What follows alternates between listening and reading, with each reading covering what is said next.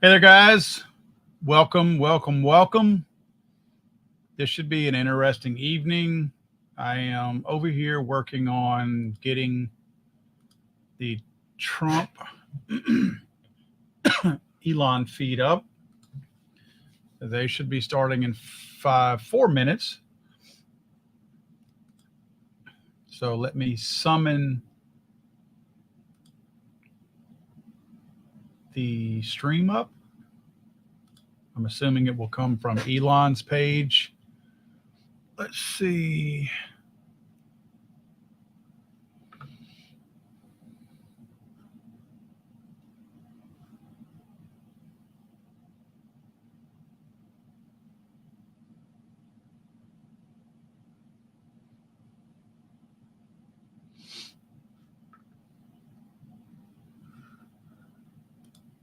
Good to see all you guys on here already. I'm actually not looking at the chat room right now, guys. I'm trying to find, excuse me, where Elon's going to have this.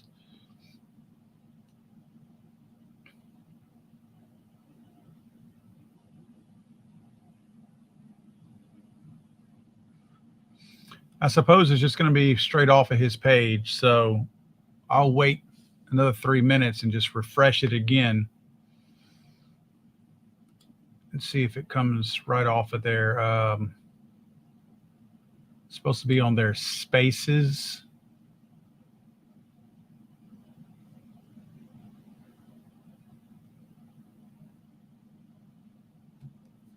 It should be interesting if nothing else. It sounds like it's not really going to be an interview. I think they're just saying this is more just like a conversation.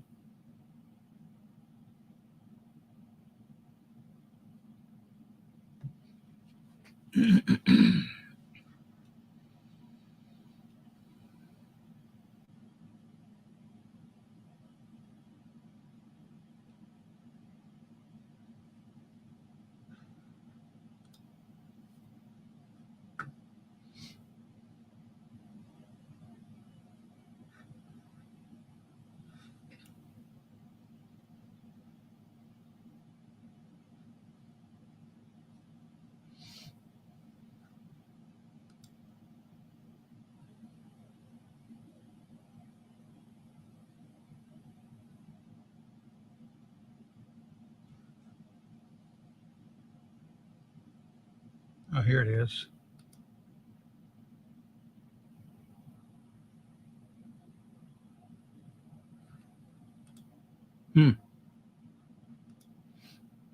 Wow. It's got 1.7 million people in there right now. And I can't seem to get in. So I saw one of you said it's full. I didn't realize there was going to be a limit.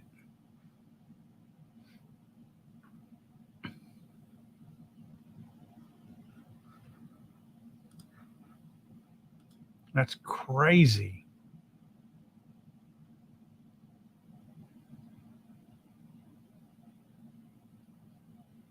Let's see. Let me go back to where I was.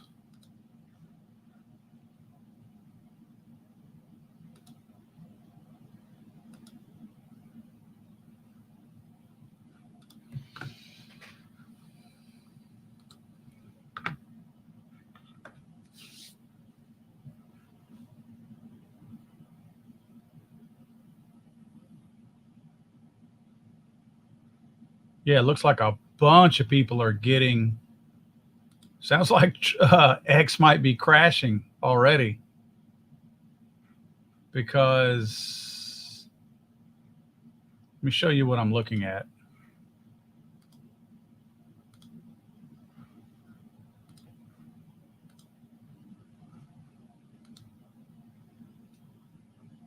This is what I see. Notice it's got this weird gray tint over it. It's, instead of being black, it's like grayed out. I don't understand that. I've never seen that before. And wow. You can't click on anything. Like nothing. Let me try another page. Another, here we go. Well, no, it's graying out again.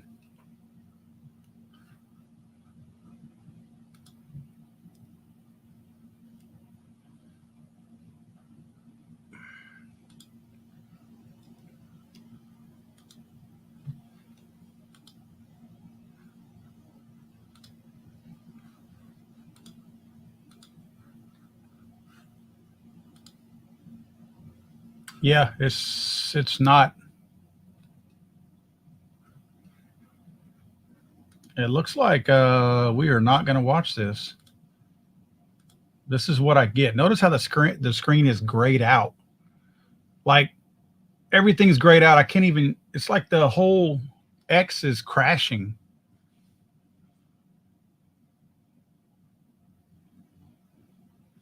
Because this is, if you notice, can you see my cursor on there? I don't know if you guys can see my cursor, but everywhere that I try to click, nothing is an active link. Like nothing is. Let me check on my phone real quick.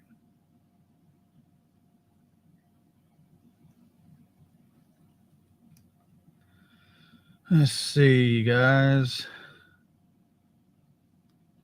I'm sorry about this, y'all.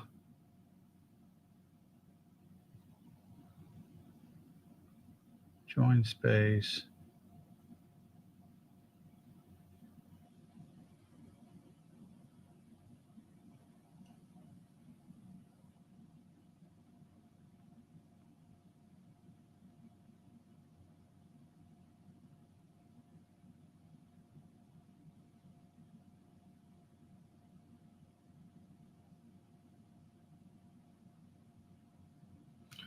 Yeah.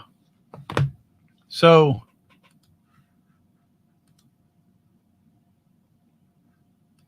I may have gotten a false alarm here because none of this is working. Again, see how everything is gray? It's not black. What you're seeing on screen, you can see the outline of my channel. That's black.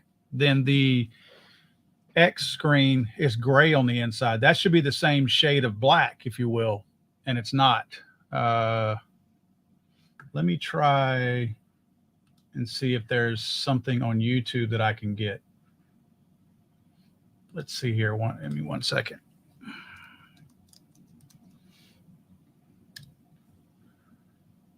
YouTube home. And I'm sure they're late, so we're probably not missing anything. Let's see. X.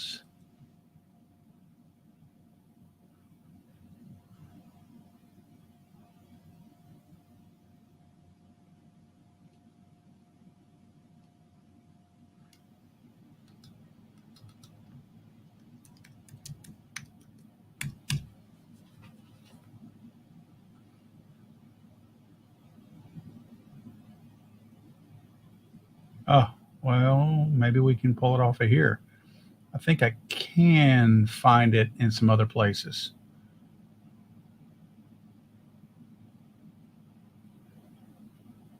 Yes. Okay. Stand by 1 second.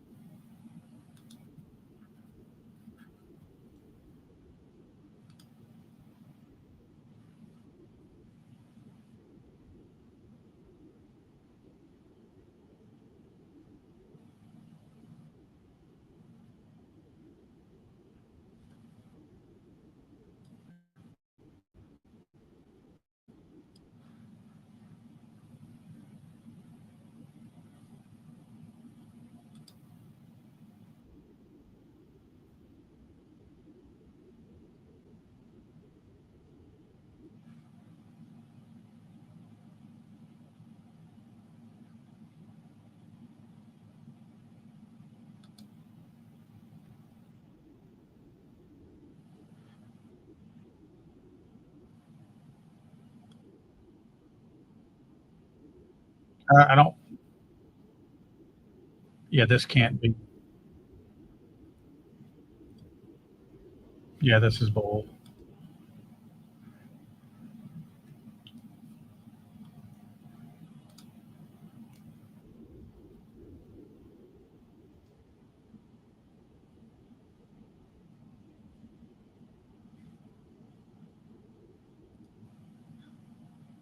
Sorry, guys.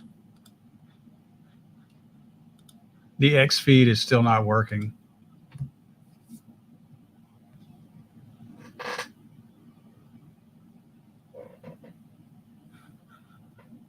I'm trying to find it on YouTube right now.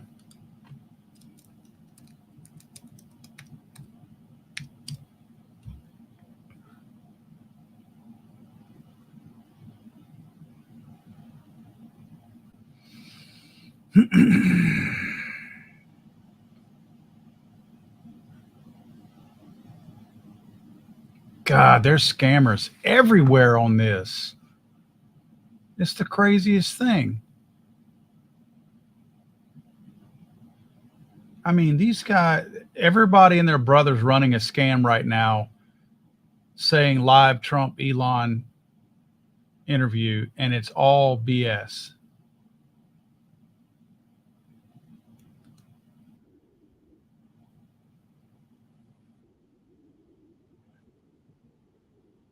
Yep, it's all cryptocurrency, scan a code to buy stuff. Unbelievable, man.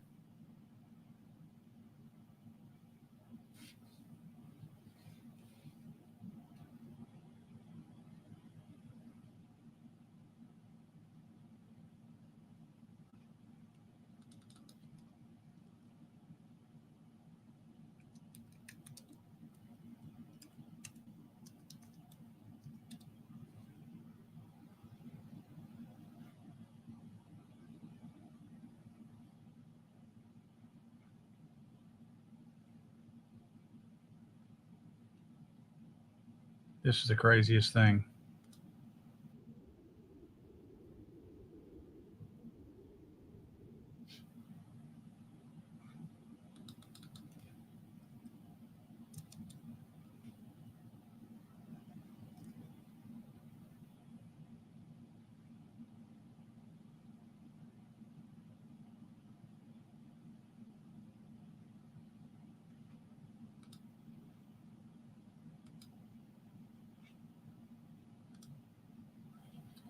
Okay. It's on Tesla channel. All right. Thank you for that.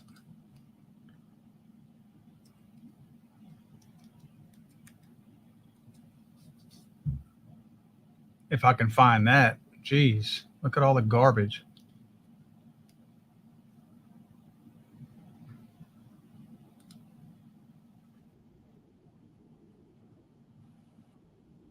Okay, everything I get is a cryptocurrency giveaway. Everything. What an absolute scam. Here we go. This one too, though. I see the same thing.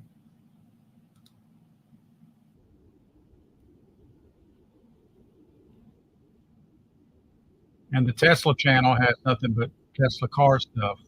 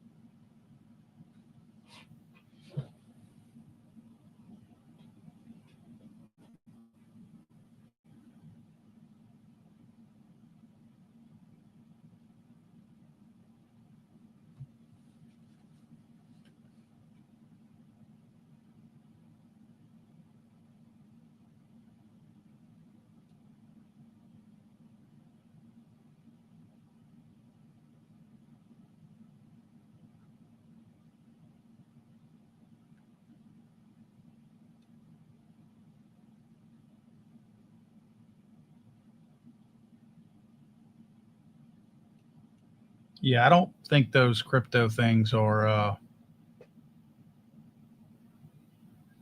I think the crypto things are all scam. That's AI generated Elon Musk.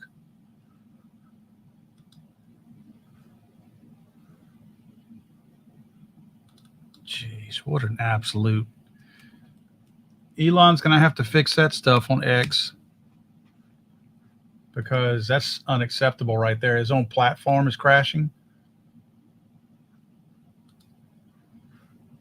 I want you guys to see what I see when I go to X right now.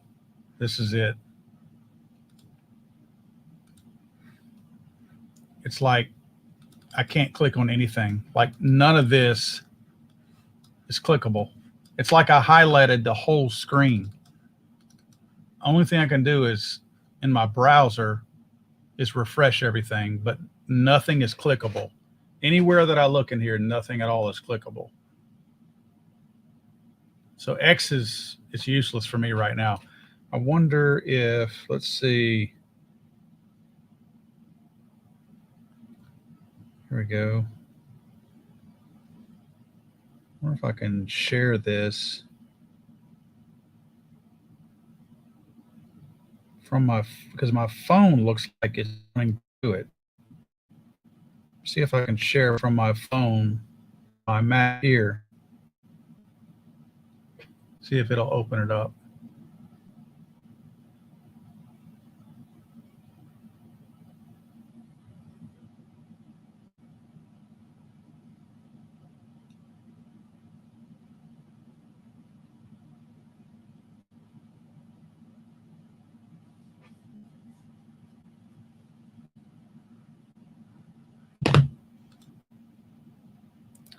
All right, let me get that, and I'm going to bring it over here, and I'm going to paste that in this subject line and see if it opens it up. Nope, same thing.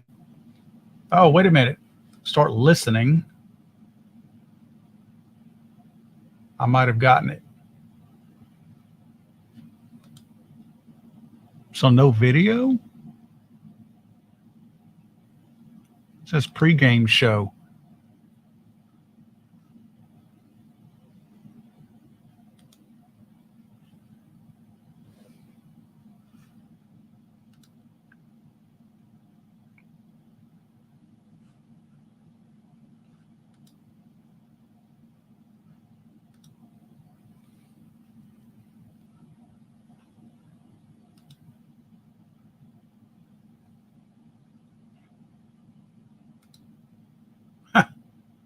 Notice what it just did? It went from black to gray again. See how it does that? This is what it's supposed to look like. I don't know if you guys can, yes, you can see what I'm looking at. So as soon as I go to click on something else,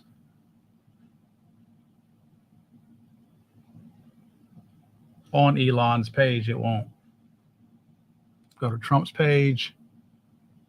It will do, see, there's the spaces thing, the little purple box, and then it turned gray.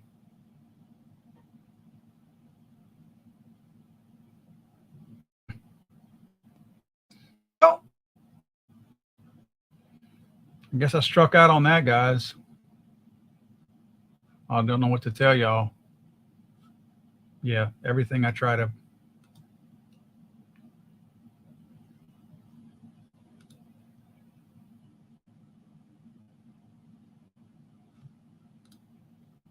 Mm-mm. Yeah, it's not working. I don't know how. Well, the scammers were quick on YouTube because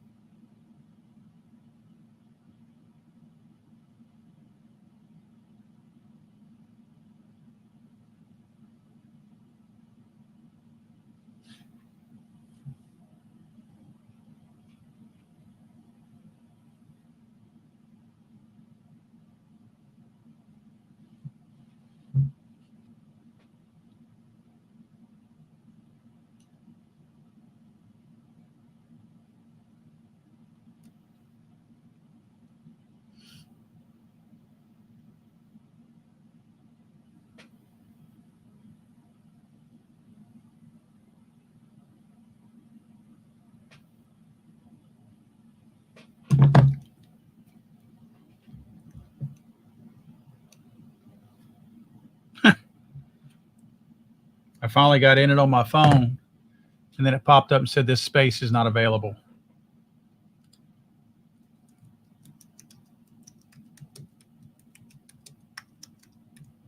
What I'll likely do is, I'm sure it's going to be on later. I will put it, I'll find it and put it out there so you guys can look at it.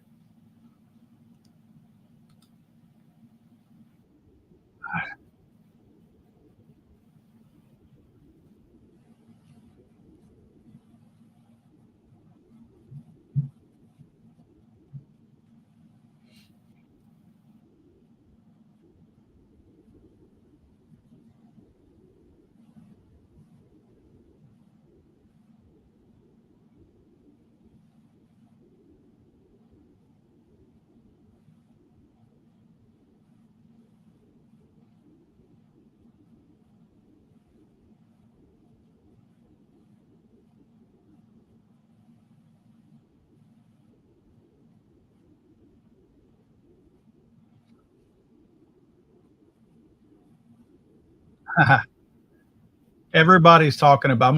I'm on different pages on. Look, let me let you see what these guys are talking about. It's crashing everywhere. Let's see. Share screen. Let me get you this one. Listen what these guys are talking about. This level does indicate that at the very least, this is the biggest event ever on the X platform, including when it was called Twitter. And does that mean it's one of the biggest live events on all of the internet? That remains to be seen, but I think it's entirely possible. I agree 100%. Yeah, go ahead. Sorry. Yeah, these guys are I live. think that goes back to why Thierry Breton really needs this to be censored in the UK, because the massive amount of demand that even Europeans have to listen to this conversation is absolutely unacceptable. That is crazy, man. Yeah, it's completely would get that on. Just, you can't have this, Hans. You can't have this level of discourse with reaching this many people that can cause so much of a problem, right? It's just not. It's not okay. It's just not okay. But sarcasm for those that don't detect it. Well, and I'm sorry if I'm not doing it very well, because I'm still trying to get this freaking thing to work. Go ahead.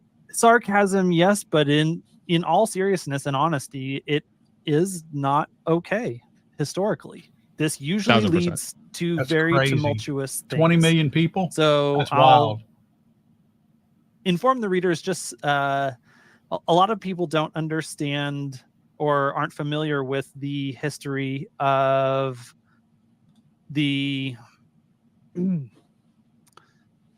There was a whole series of wars in Europe that all started basically, essentially, with the invention of the printing press. And before the invention of the printing press, normal people didn't have access to books that allowed them to read, at the time, the Bible, which was, only translated in Latin, which normal people didn't even speak, much less could get their hands on a Bible to read.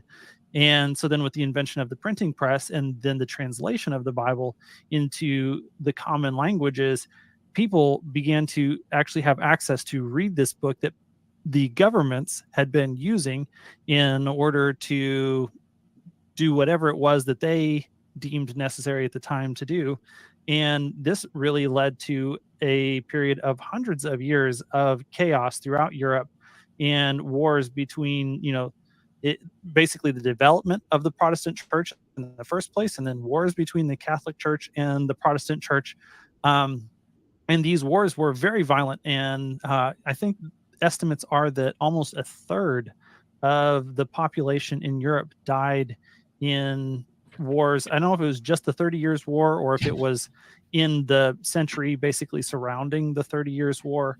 But this all stemmed from people having direct access to information that they were previously not allowed to have access to, and developing strong sets of opinions about how they should or should not be able to live their lives and how their neighbors should or should not be allowed to live theirs.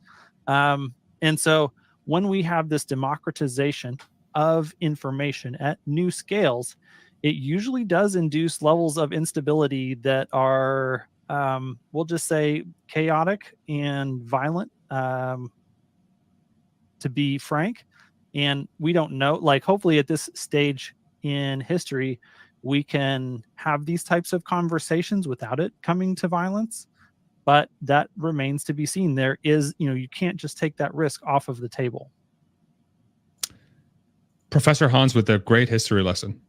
That was actually a very, very great one. Real quick, I want to update the crowd here on a post from Elon Musk.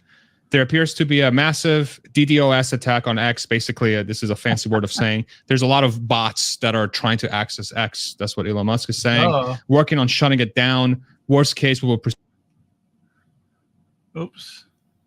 So that just got lost too. Okay. I want you guys to see something. And thank you, Nick. My friend Nick just texted me this. And it's popping up everywhere now. But thank you, Nick, for being the first one to send this to me. Let's see. Are you kidding me? Well, it wants me to buy it. Doesn't that piss you off when that crap happens? Guess I'll go back over here to Elon's page and just wait and see. According to what he's saying, and again, this is from my friend Nick. Well, I guess I can't read that either because, geez, you got to be shitting me. Excuse my French.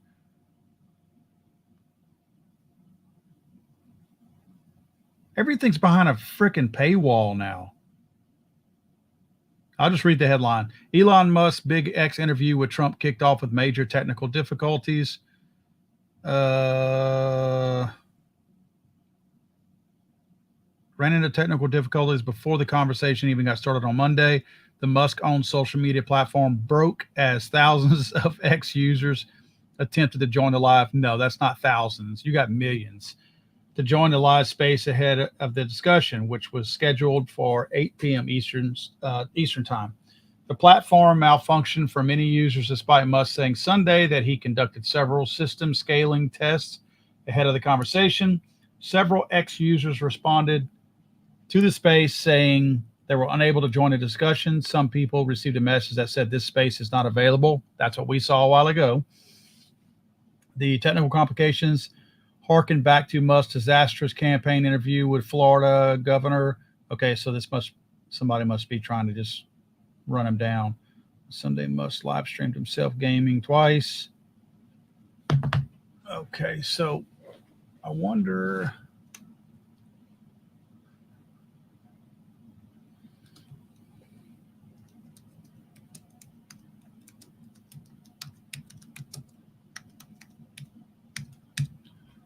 And we saw the bots, didn't we? Good Lord, did we see the bots? Okay. NBC News is saying, let's see if you can read the same thing that I'm reading.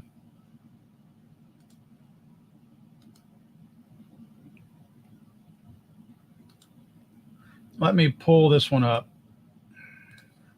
This is from NBC News. Take it with a grain of salt. Okay. Users unable to access Musk's interview of Trump on X. Trump posted on X today for the second time since Musk reinstated his account in 2022. He's been kicked off. Okay, whatever. Unexpected join a virtual. Many users have been unable to access the live event after more than 15 minutes while crypto scams attempted to hijack the moment on YouTube. We called it. Ahead of a scheduled appearance on X, Trump posted on platform for the second time. Well, we just said that users have difficulty.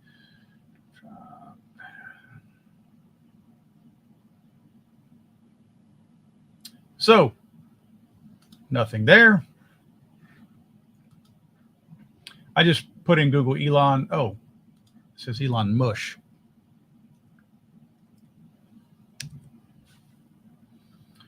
I'm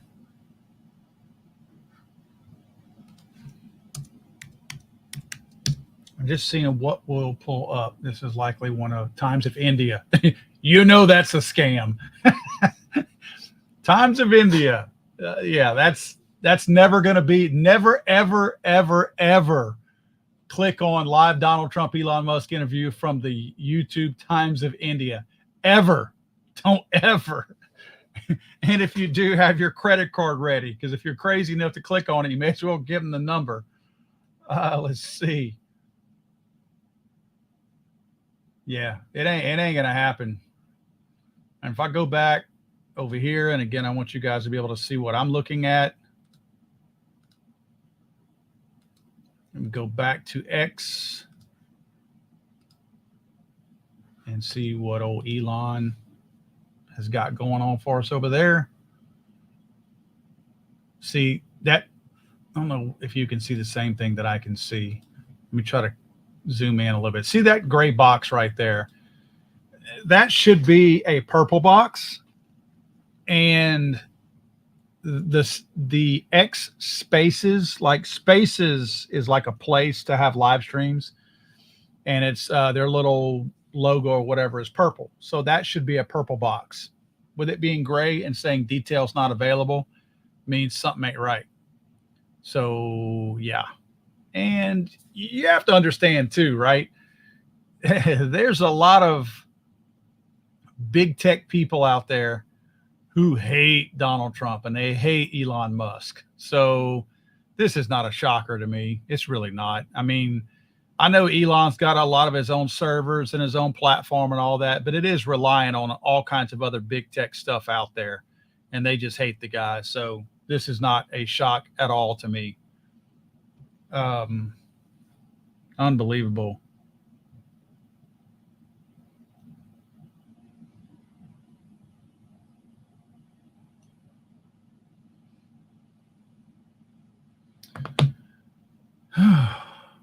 And we have 1,000 of us in the room right now watching absolutely nothing happen. How about that? This is Elon Musk X, by the way. For those of you that don't know, this system is not working. Look what Elon wrote down here 4 minutes ago. Look at this. We tested the system with 8 million. I don't know if you guys can see that. There you go. Right in the center of the screen. We tested the system with 8 million concurrent listeners earlier today. Somebody just said, we will proceed with the smaller number of concurrent listeners at 8:30 Eastern time. That's in 1 minute. And then post the unedited audio immediately after. Here we go. This is what Elon posted. There appears to be a massive DDoS attack on X, working on shutting it down.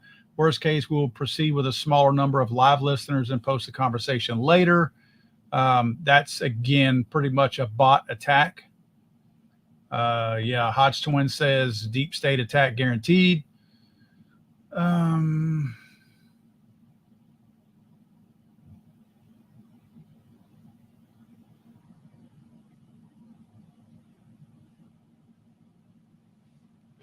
Charlie Kirk says you were threatened by the European Union.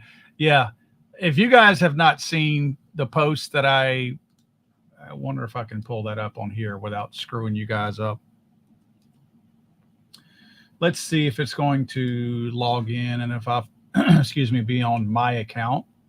If it does, I will share the post with you.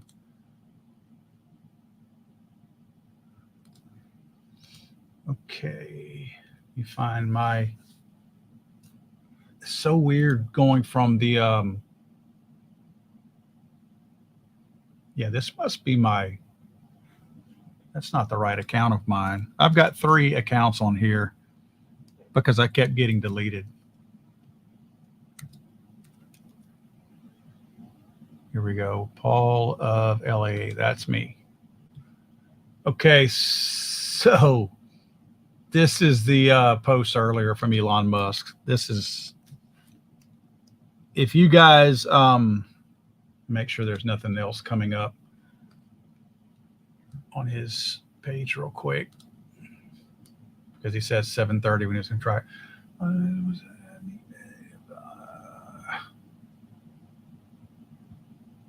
Yeah. Okay. It doesn't say there. So let me pull up this other post from Elon earlier today. This was pretty interesting. I stated earlier on X, if you guys don't follow me on X, you should. Paul_of_LAA.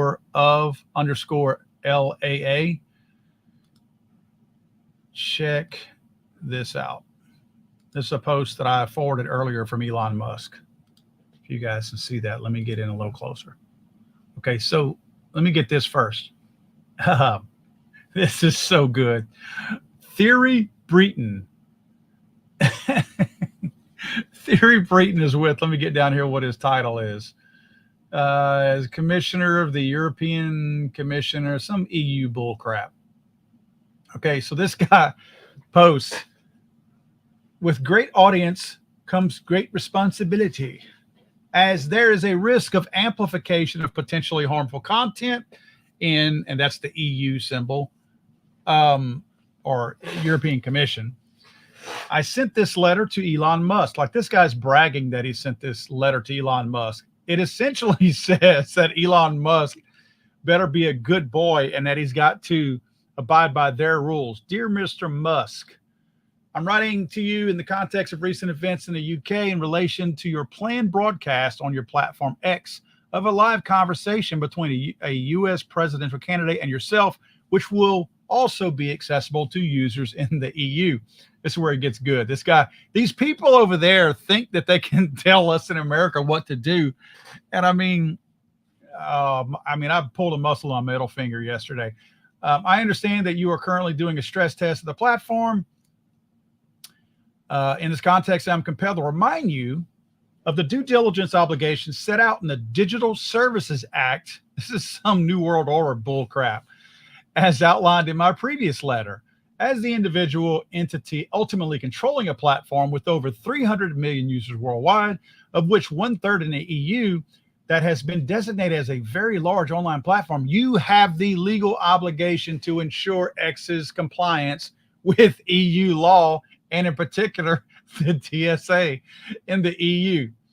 This notably means ensuring, on one hand, that freedom of expression and of information, including media freedom and pluralism, are effectively protected. On the other hand, that all proportionate and effective mitigation measures are put in place regarding the amplification of harmful content in connection with relevant events, including live streaming, which, if unaddressed, might increase the risk profile of X and generate detrimental effects on civic discourse and public security. This is important against the background of recent example of public unrest brought about the amplification of content that promotes hatred, disorder, incitement to violence, certain instances of disinformation. Let me get back down here. So you can read how he wraps that up.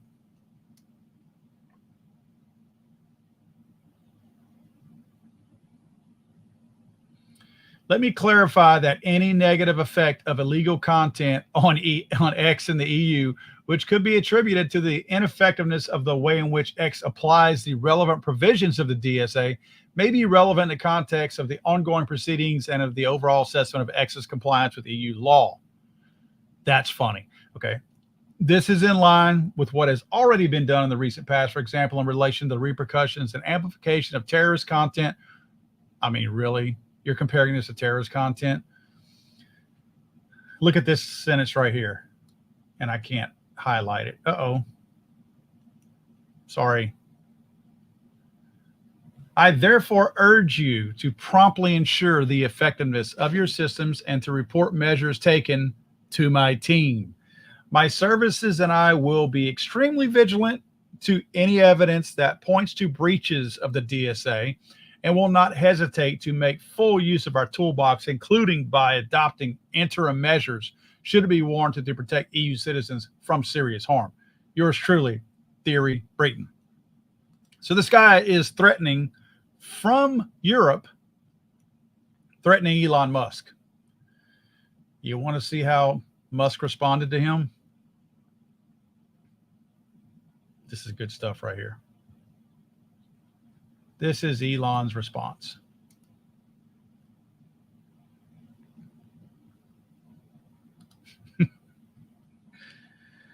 Take a big step back and literally F your own face. That was Elon's response to him. Check it out. That came from Elon, and Elon posted, to be honest, I really wanted to respond with this Tropic Thunder meme, but I would never do something so rude and irresponsible. And he posted it. That's so classic. That is absolutely classic. Hello, we are in America. Take your EU and every single other little. I'm going to try not to use the same. I'm not going to use the language that he used, but take your little rules and keep them over there because we're not interested. That is so good and so classic. I mean, like I posted on my X stream, whether you like Elon or not, you got to respect the fact that the dude is really big on the First Amendment, freedom of speech in general, and he talks about the Second Amendment as well. So, yeah, he's pretty cool. So, yeah, the EU is having a meltdown over there right now because we have free speech within our, well, I was going to say within our borders. We actually don't have borders. We have free speech in our country. So, yeah, they're hating it over there. You ever notice how the people who hate us the most are the ones who don't have the First and Second Amendment specifically? That's crazy. Let's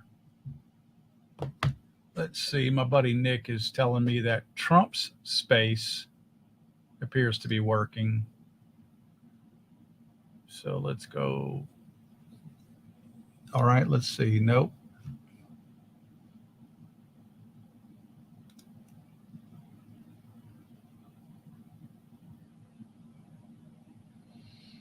I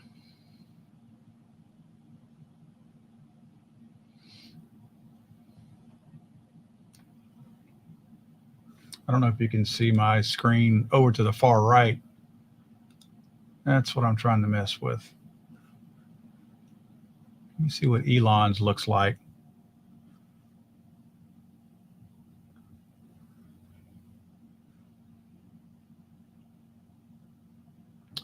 Well,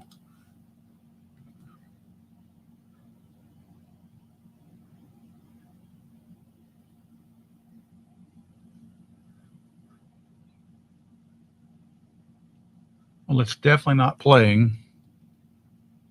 It's not your computers.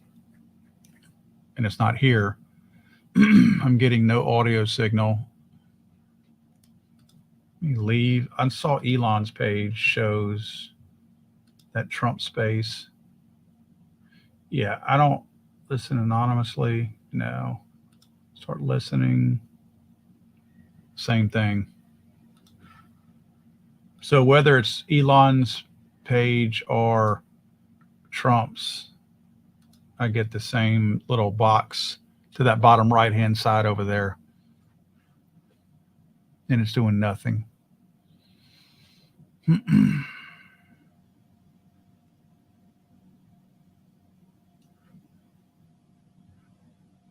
I'm looking at every possible option right here, guys. So please bear with me. I was looking forward to this tonight too, man.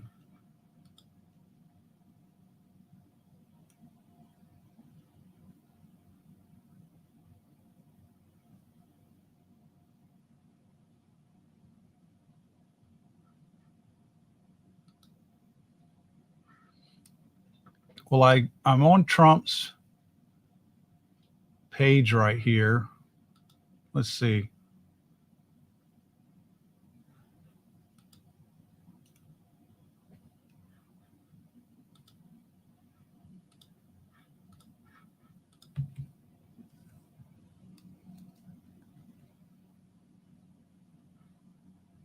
Let's go to Trump's page.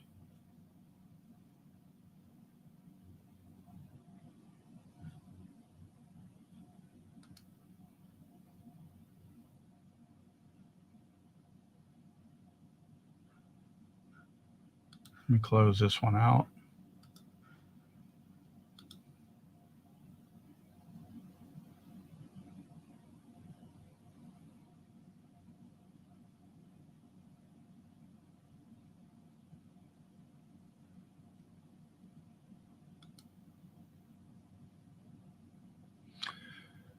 So it appears that it's just audio. No video. And there's no audio in it either. So we've got nothing right now.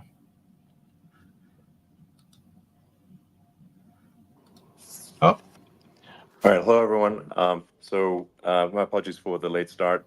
We unfortunately had a massive can you guys hear that? distributed denial of service attack against our servers, and saturated all of our data lines. Like basically hundreds of gigabits of data were saturated.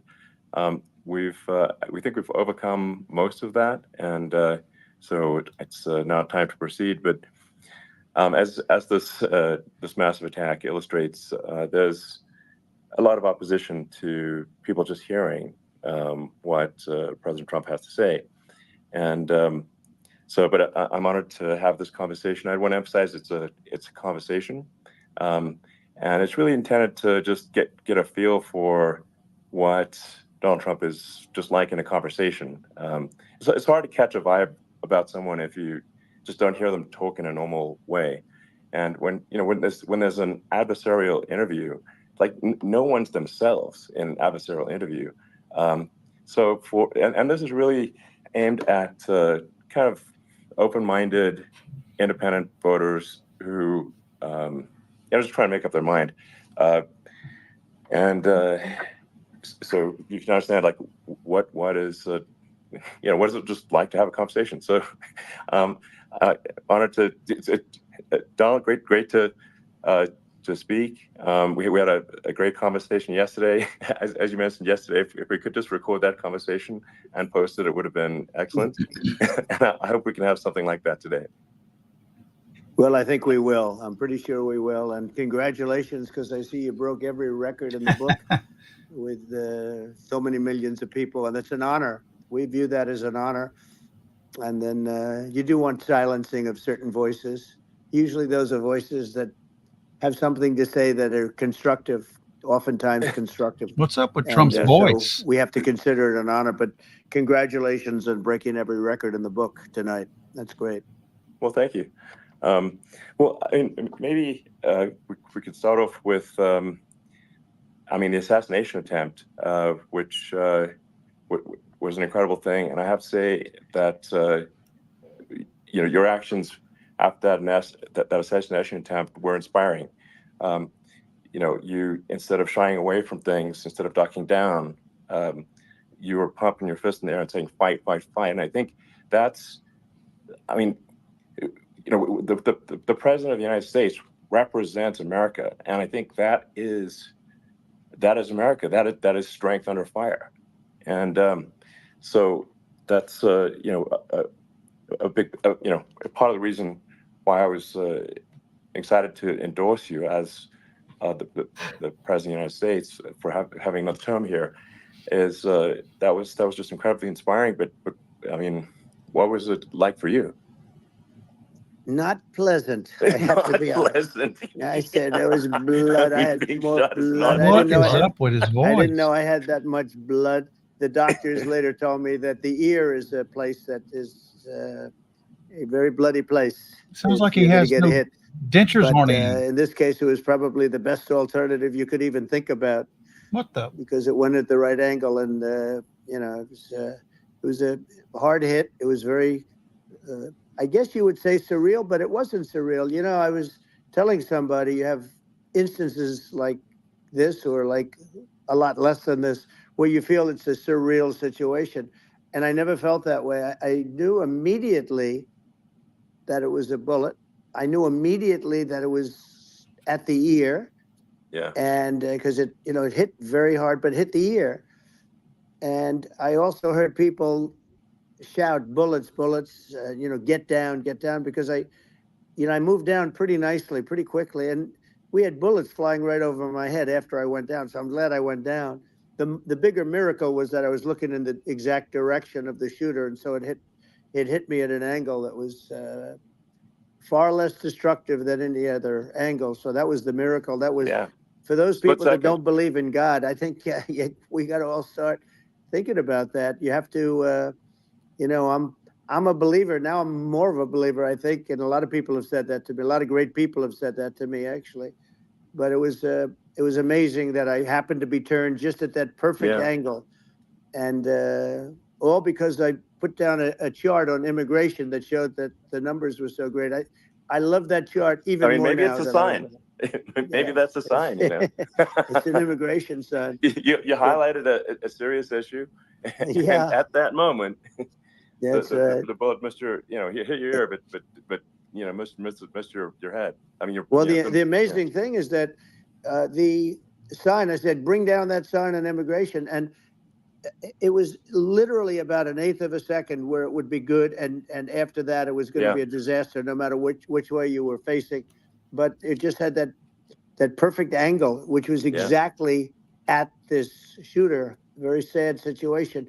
Such a sad situation. As you know, we lost somebody that was great, Corey, yeah, who, a firefighter, a great gentleman, a great trumper. He was just a fantastic family and a fantastic man. And a friend of mine came up, Elon, and said, "I'd like to give the family some kind of help." And I said, "That's great." He said, "Do you mind?" I said, "I don't mind at all." And he wrote out a check for $1 million, gave it to the wife. And, you know, she said, "This is really nice, but I'd rather have my husband Like back," we just which lost is it. a nice thing for Sure. somebody to say, to be honest. She's great. The family is great. And we raised a lot of money for them and for two other gentlemen are unbelievable people also. They were hit really badly. They thought they were not going to make it, and they did. The doctors in the Butler area, I tell you, they were incredible. They saved the two, and they were really hit tough, both of them, equally. And we thought, my first question was, because I heard bullets flying over me, and I said, how many people were killed? Because we had a massive crowd there, a tremendous, thousands and thousands of people, and there was no land. I mean, it was all people. So I said, how many people have been killed? Because I knew there were other shots being fired. And they said, we don't know yet, but some people have been badly hurt. And I have to give the Secret Service sniper, they call him, or sharpshooter, but sniper, because he didn't know there was a problem. He's an extraordinary shot, obviously, and he didn't know there was a problem. And he was able to pick it all out within 5 seconds. And he used one bullet from very far away, I guess probably about 400 yards. The shooter was 130, but he was on the opposite side of the field and the podium. And he saw the smoke and the flame from the gun, immediately recognized it, and immediately took a shot. And it was one perfect shot from very far away. And if he didn't do that, Elon, he would have. I mean, if he would have, a lot more people could have been badly hurt and killed. So I have to take my hat off to him, because that's also a surreal. You know, he's been with them for 23 years, and he's never had anything like this.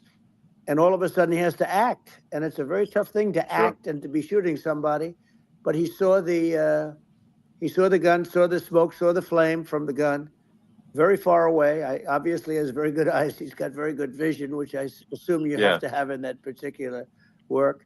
But he took aim very quickly, and they say it was approximately 5 seconds from long range, one bullet.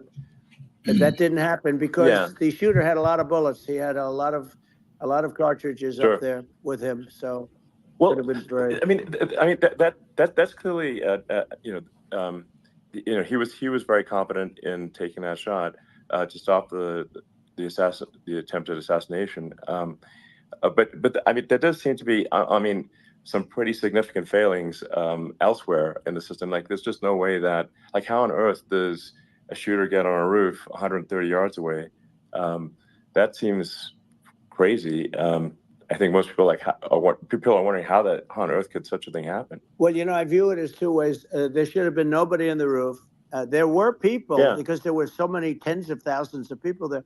There were people that were seeing him. And there was one woman with a red shirt and Trump all over it. And she's screaming, that guy's got a gun. You know, you saw it probably.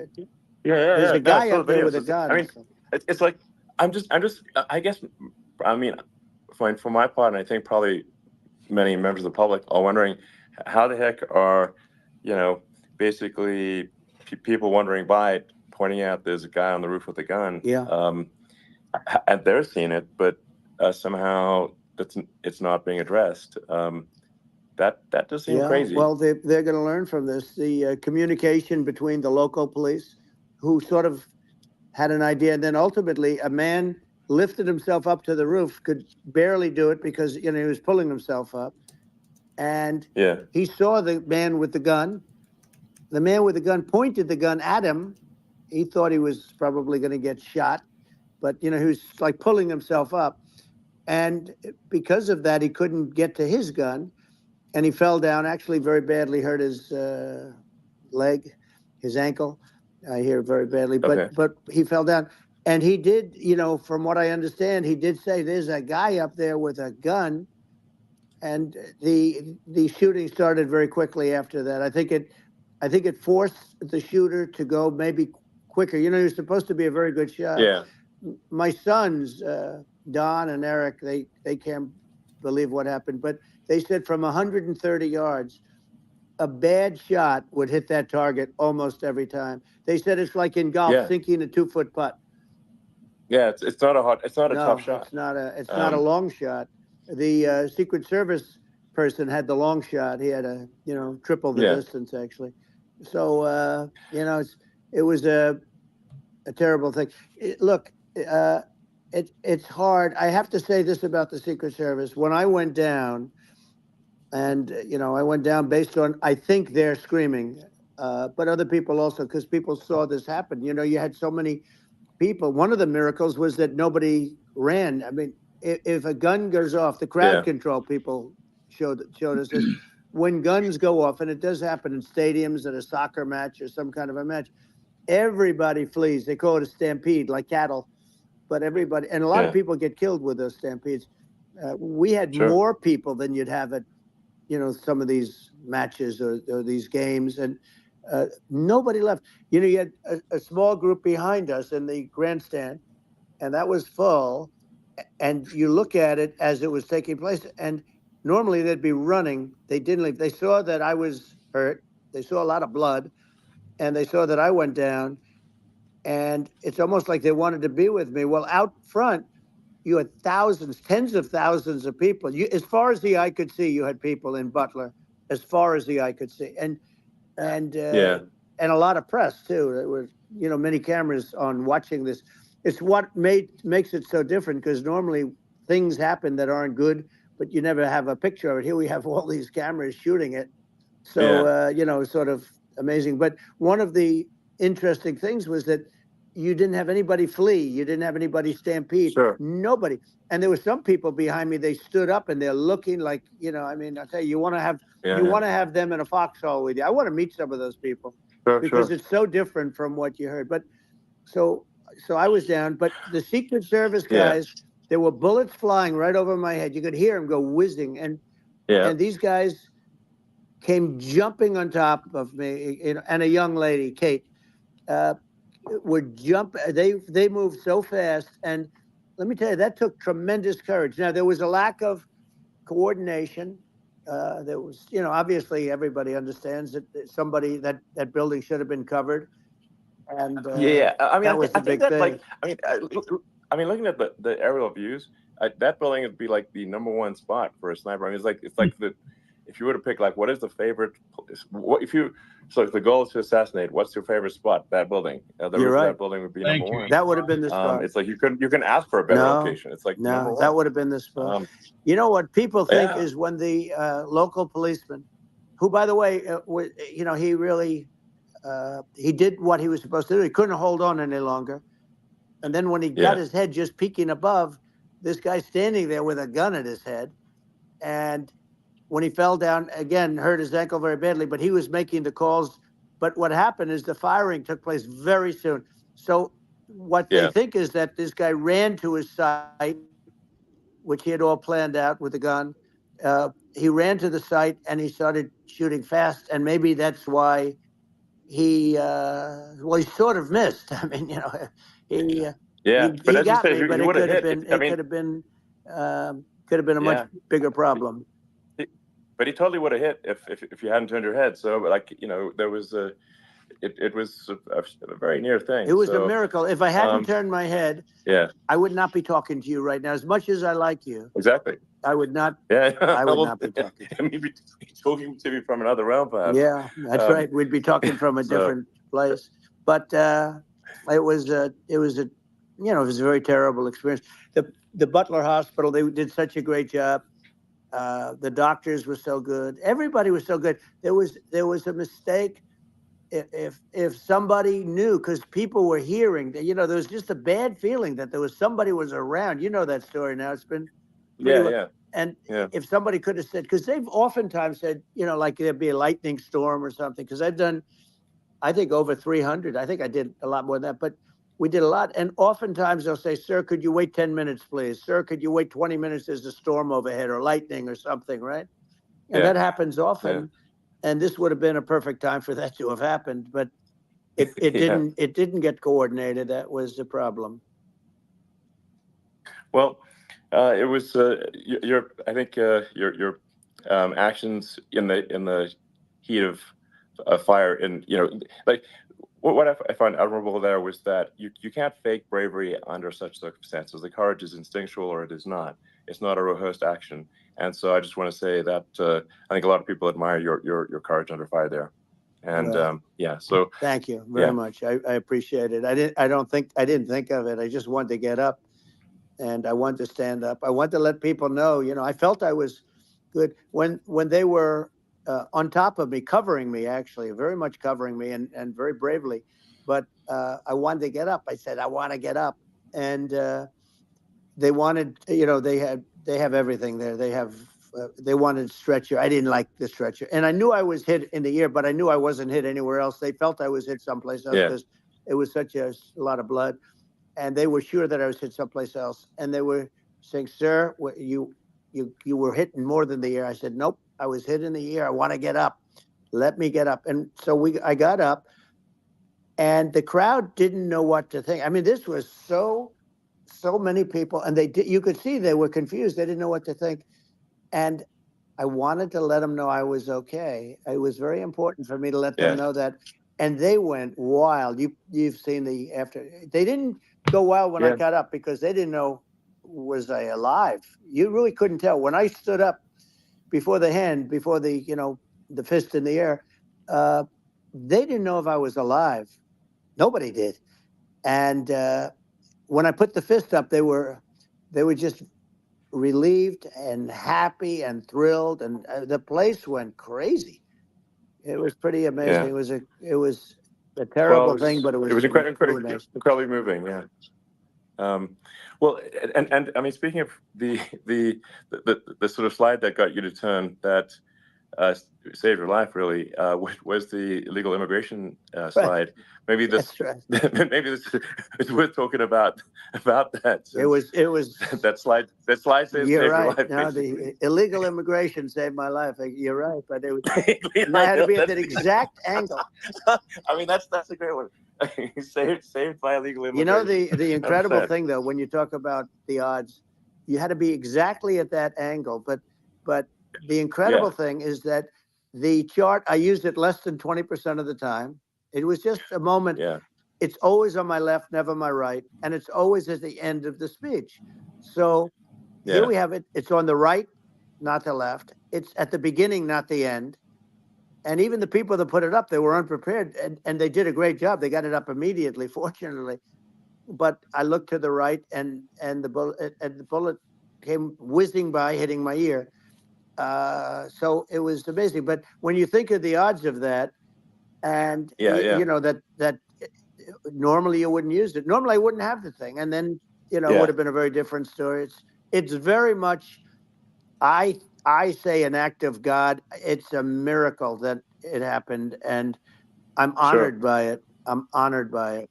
Well, what were you about to say about illegal immigration before you were rudely interrupted with a Well, I was bullet? going to say how good the numbers were. By the way, we're going back to Butler, and we're going to go Great. back in October. We're all set up, and the people are fantastic in Butler. It's a great area. Great. These are incredible people.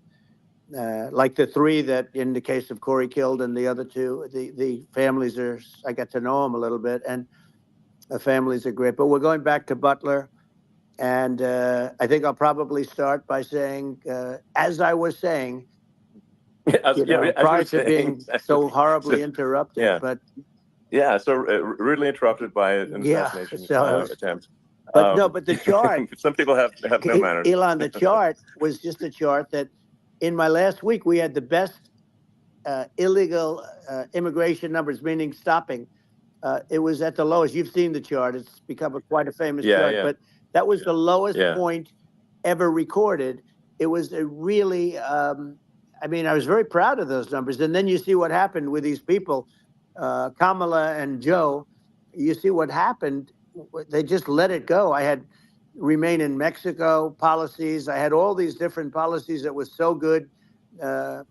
Guys like Tom Holman and Brandon Judd from Border Patrol. These are all people that they've been on television. They said it's the best numbers we've ever had. We had so many different checks, catch and release in Mexico, not the United. We had catch and release in the United States. We had it in Mexico. We had so many things. We had things where many people come in there, they have contagious diseases. We had everything passed. If you have a contagious disease, I'm sorry, but we cannot allow you into the country. So we were setting literally records, and all I was doing is showing that, and I use it sometimes. Sure. And in this case, I'm glad I used it. I can tell you that. But there were fantastic numbers. But I'm going to sleep with that chart always. I'll be sleeping with that chart. That chart was very important for a lot of reasons. Well, I mean, would it be accurate to say that you're supportive of legal immigration, but we obviously need to shut down illegal immigration and especially unvetted illegal immigration, because that's not the same as saying that everyone who's an illegal immigrant is bad. In fact, I think most people who are illegal immigrants are actually good, but you can't tell the difference unless there's a solid vetting of who comes across the border. Does that accurately represent your position? I say it very simply. They have to come in legally. They have to be checked. Yeah. Because look, Kamala was the border czar. Now she's denying it. Everything that I do, she's saying she was strong on the border. We're going to be strong. Well, she doesn't have to say it. She could close it up right now. They could do things right now. It's horrible. No tax on tips, and all of a sudden she's making a speech and there will be no tax on tips. I said that months ago.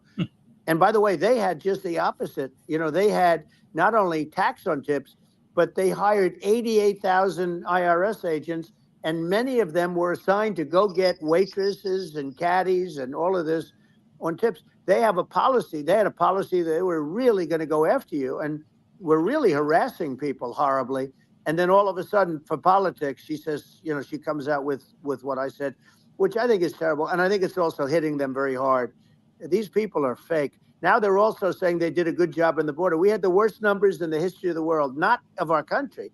There's never been a country in history that has had a catastrophe like this. We've had, I believe, and I think you believe this too, you hear 12 million, 13. I believe it's over 20 million people came into our country, many coming from jails, from prisons, from mental institutions, or a bigger version of that is insane asylums, and many are terrorists. And I'll tell you what, they're coming not just from South America, they're coming from Africa, they're coming from all over the world. They're coming from Asia, they're coming from the Middle East, they're coming from countries that are stupidly and horribly bombing Israel October 7th. They're coming from all over the world. And you look at, it's so sad, October 7th, because it should have never happened. Yeah. It's so sad when you look at Ukraine. It should have never happened. We have a defective government. These are defective people, and they're not people that should be running it. But where you see it the best is the border, because you have millions of people coming in a month, and then she gets up and she tries to pretend like she's going to do something. She had 3.5 years. And by the way, they have another 5 months that they can do something, but they won't do anything. It's all talk. She's incompetent and he's incompetent. And frankly, I think that she's more incompetent than he is. And that's saying something, because he's not too good. Yeah. No, I think it is essential to have a secure border. I mean, you're really not a country unless you have a Correct. secure border, and secure elections too. you know, yeah, absolutely secure elections, and so it's just essential to have a real border, or we can't function as a country, and our services, our essential services are being overwhelmed in a lot of cities, but as we were talking about earlier, I think having a legal immigration process that is smooth and efficient and done well, and speaking as someone who is a legal immigrant, I think that I mean, like one way to think of it is, who do you want on your team? Who do you want on Team America? And I think we want to just say, okay, we want to let in people who are gonna, be great contributors to our society and to our economy, Right. and and who do you want on the team? And it's not to say that, like in my opinion, actually, I'd say like probably most of the illegal immigrants actually are actually good, hardworking people. That's my opinion, but some are not, and you just have this sort of adverse selection process where, if somebody's if somebody's like uh, has a career in theft or robbery, I don't understand what's taken them so long to get here, because we're such a target-rich environment. I mean, why aren't more people who have a career in, bad things coming here sooner? Because it's a piece of cake to go rob, houses in LA or New York, compared to other parts of the world. And in a lot of places in America, if you try to stop the person who's robbing you, you'll be arrested. Yeah. So it's It's insane. it's right. I mean, what's happening with crime, and our police are so good, but they're not allowed to do their job. But I have to tell you, Elon, I They're hate not. to say it because it's such a downer to say it. I hate to say it. I hate it, but uh, you have a lot of people that just shouldn't be. I think it's a much bigger number than you think. They're I allowing, think you're again, right. they're Yeah. allowing people from their jails. And if you were running one of these countries where they're coming from, you would have had all of them. As an example, Venezuela, their crime is down 72%. They're taking their drug dealers. They're taking, frankly, their prisoners. They're emptying out their prisons. They're taking their criminals, their murderers, their rapists, and they're Yeah. delivering them into That's what Castro did. yeah, That, well, he did on a much smaller scale. yeah. It was a much smaller Yeah. scale. But this is a massive scale because this is being done worldwide. But here's what's happening: crime all over the world is down. And wait till you see the numbers that we have. This is migrant crime. This is crime that's going to be. Yeah. And I saw it today in New York where somebody was knifed with a raped the girlfriend of a man that stood there watching in New York in one of the shelters, and started Sure. pulling out the knives, and bad things happen today. But this is happening every day. These are rough people. These are people that are in jail for Yeah. murder and all sorts of things. And they're releasing them into our country. And they're telling them, if you come back, we're going to kill you. We're going to give you the death penalty or kill you. So they don't want to come back. But these are rough people. Yeah. These are criminals that make our criminals look like nice people. And it's horrible what they're doing. And she's in charge of it because, now she's trying to say Sure. she had nothing to do with it. And she's such a liar because she was called the border czar the first day, and it was on the headlines of every newspaper. She's the border czar, and she never even went there. She went to one location which had nothing to do with where the problem is. She went in and out, Right. I guess, because she was getting a lot of pressure, Yeah. but Yeah. had nothing to do where the problem Yeah. is. But she was the Well, border czar, and people Yeah. Yeah. can't allow them to get away with their disinformation campaign. Now she's trying to say that she wasn't really involved, and the whole thing is horrible. She was totally in charge. She could have shut the border down without him. He didn't know what he was doing anyway, so he wouldn't have even known Yeah. what happened. You could shut the border down. He Yeah. wouldn't even know the difference. But the fact is that she was border czar. But if you don't have to call her Yes. that, the fact is you could just call her. She was in charge of the border, and the border was the worst Right. ever. It's simply not working. No, it's horrible. Whether it's a question of intention or competence, either way, we don't have a secure border, and we have people streaming over like it looks like a World War Z zombie apocalypse at times. And sometimes you got to sort of wonder, like, is it real or not? So because you see things, you're like, is it real? So I went to the border at Eagle Pass and I saw for myself in Texas, and I was like, okay, it's real. I'm like seeing this in real time. I actually posted the video like just live. I just flew there one day and just to see, hey, is this made up or real? And I'm just seeing people stream across the border, and I have to say, at least the people that I saw did not look friendly.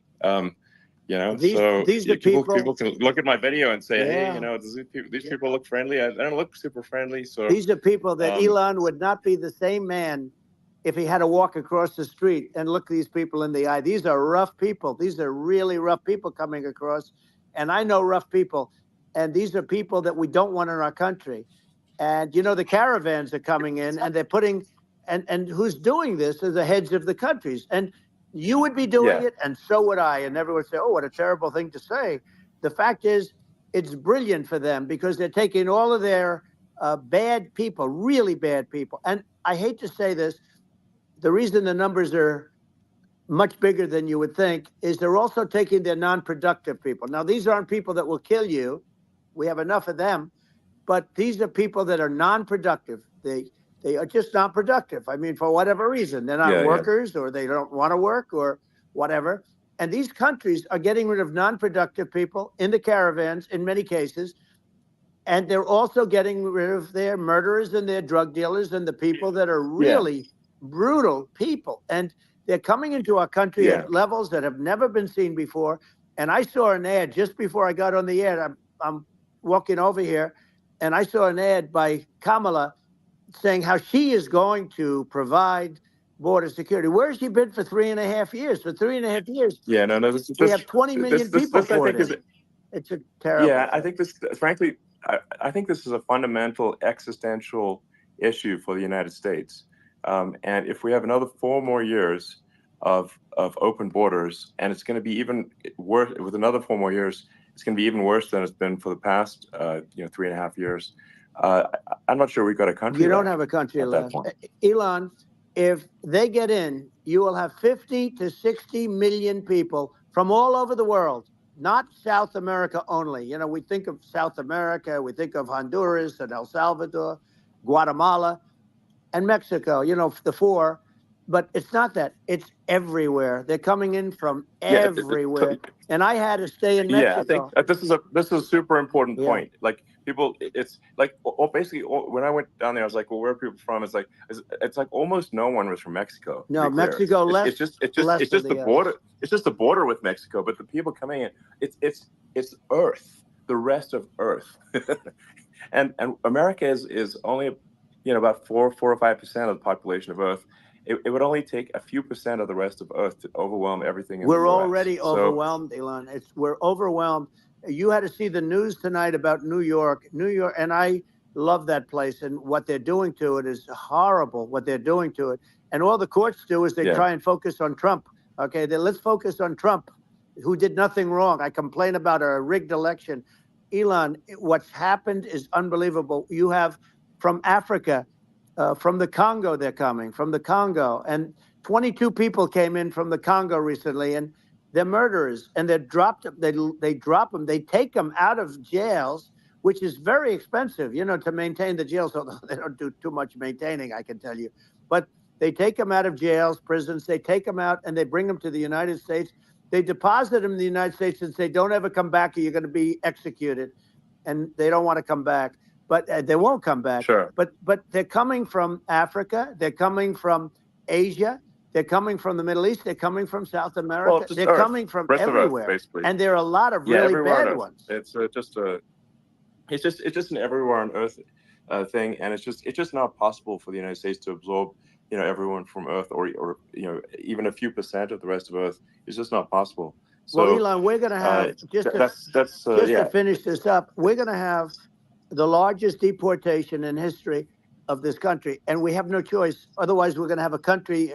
What they've done to our country. Think of it, with in Venezuela and in some of these other countries, crime is down 50, 60, 70, 80%. and you would be the same. You would have. Yeah. I'll tell you what. Venezuela has not gotten rid of all of them. They've gotten rid of about 70% of their really bad people. Their jails are about 50% put into the United States. The same with other countries. Sure. Some are at 30%, some are at 50%. They're all different. But the bottom line is they're all going to be at 100%. Why wouldn't you put 100% of it? Yeah. And they're doing it right now while this third-rate phony candidate. Don't forget, I beat Biden. He failed in the debate miserably. And, you know, some people said, oh, gee, it's too bad. It's too bad he did so badly, or I did well in the debate. You know, the first night they said, wow, one of the people at CNN said that was the greatest debate performance I've ever witnessed. And then 2 days later, they didn't talk about that. They just said he was bad. But that's okay. That's the way I get treated, and I don't mind that at all. What I can tell you is this. We cannot have a Democrat. We cannot have her. She's incompetent. She's as bad as Biden in a different. Yeah. Look, she hasn't done an interview since this whole scam started. And say what you want. This was a coup. This was a coup of a president of the United States. He didn't want to leave, and they said we can do it the nice way or we can do it the hard way. Yeah, I mean, they just took him out back behind the shed and basically shot him. You know, what they did with this guy, and I'm no fan of his, and he was a horrible president, the worst president in history. And one of the reasons he was so bad, first of all, the Israeli attack would have never happened. Russia would never have attacked Ukraine, and we'd have no inflation. And we wouldn't have had the Afghanistan mess, if you think of it. Well, and we wouldn't have had Afghanistan. But we think of it. You take a few of those events away, and we have a different world. We would also have inflation was caused by oil. Yeah, no. I think you're making an excellent point here, which is that when other countries can, that are thinking about invading or doing bad things, when they're thinking about that, they're thinking about, okay, what's the American president going to do? And do they fear the American president, or is there someone they do not respect and do not fear? And I think they would rightfully be. I mean, but look at the footage with the assassination. They're like, okay, President Trump is like, don't mess with me. I mean, that's like. Whereas I think people are not going to be, and they obviously have not been at all intimidated by Biden, and they certainly will not be intimidated by Kamala. And you have to really think of that in the context of global security.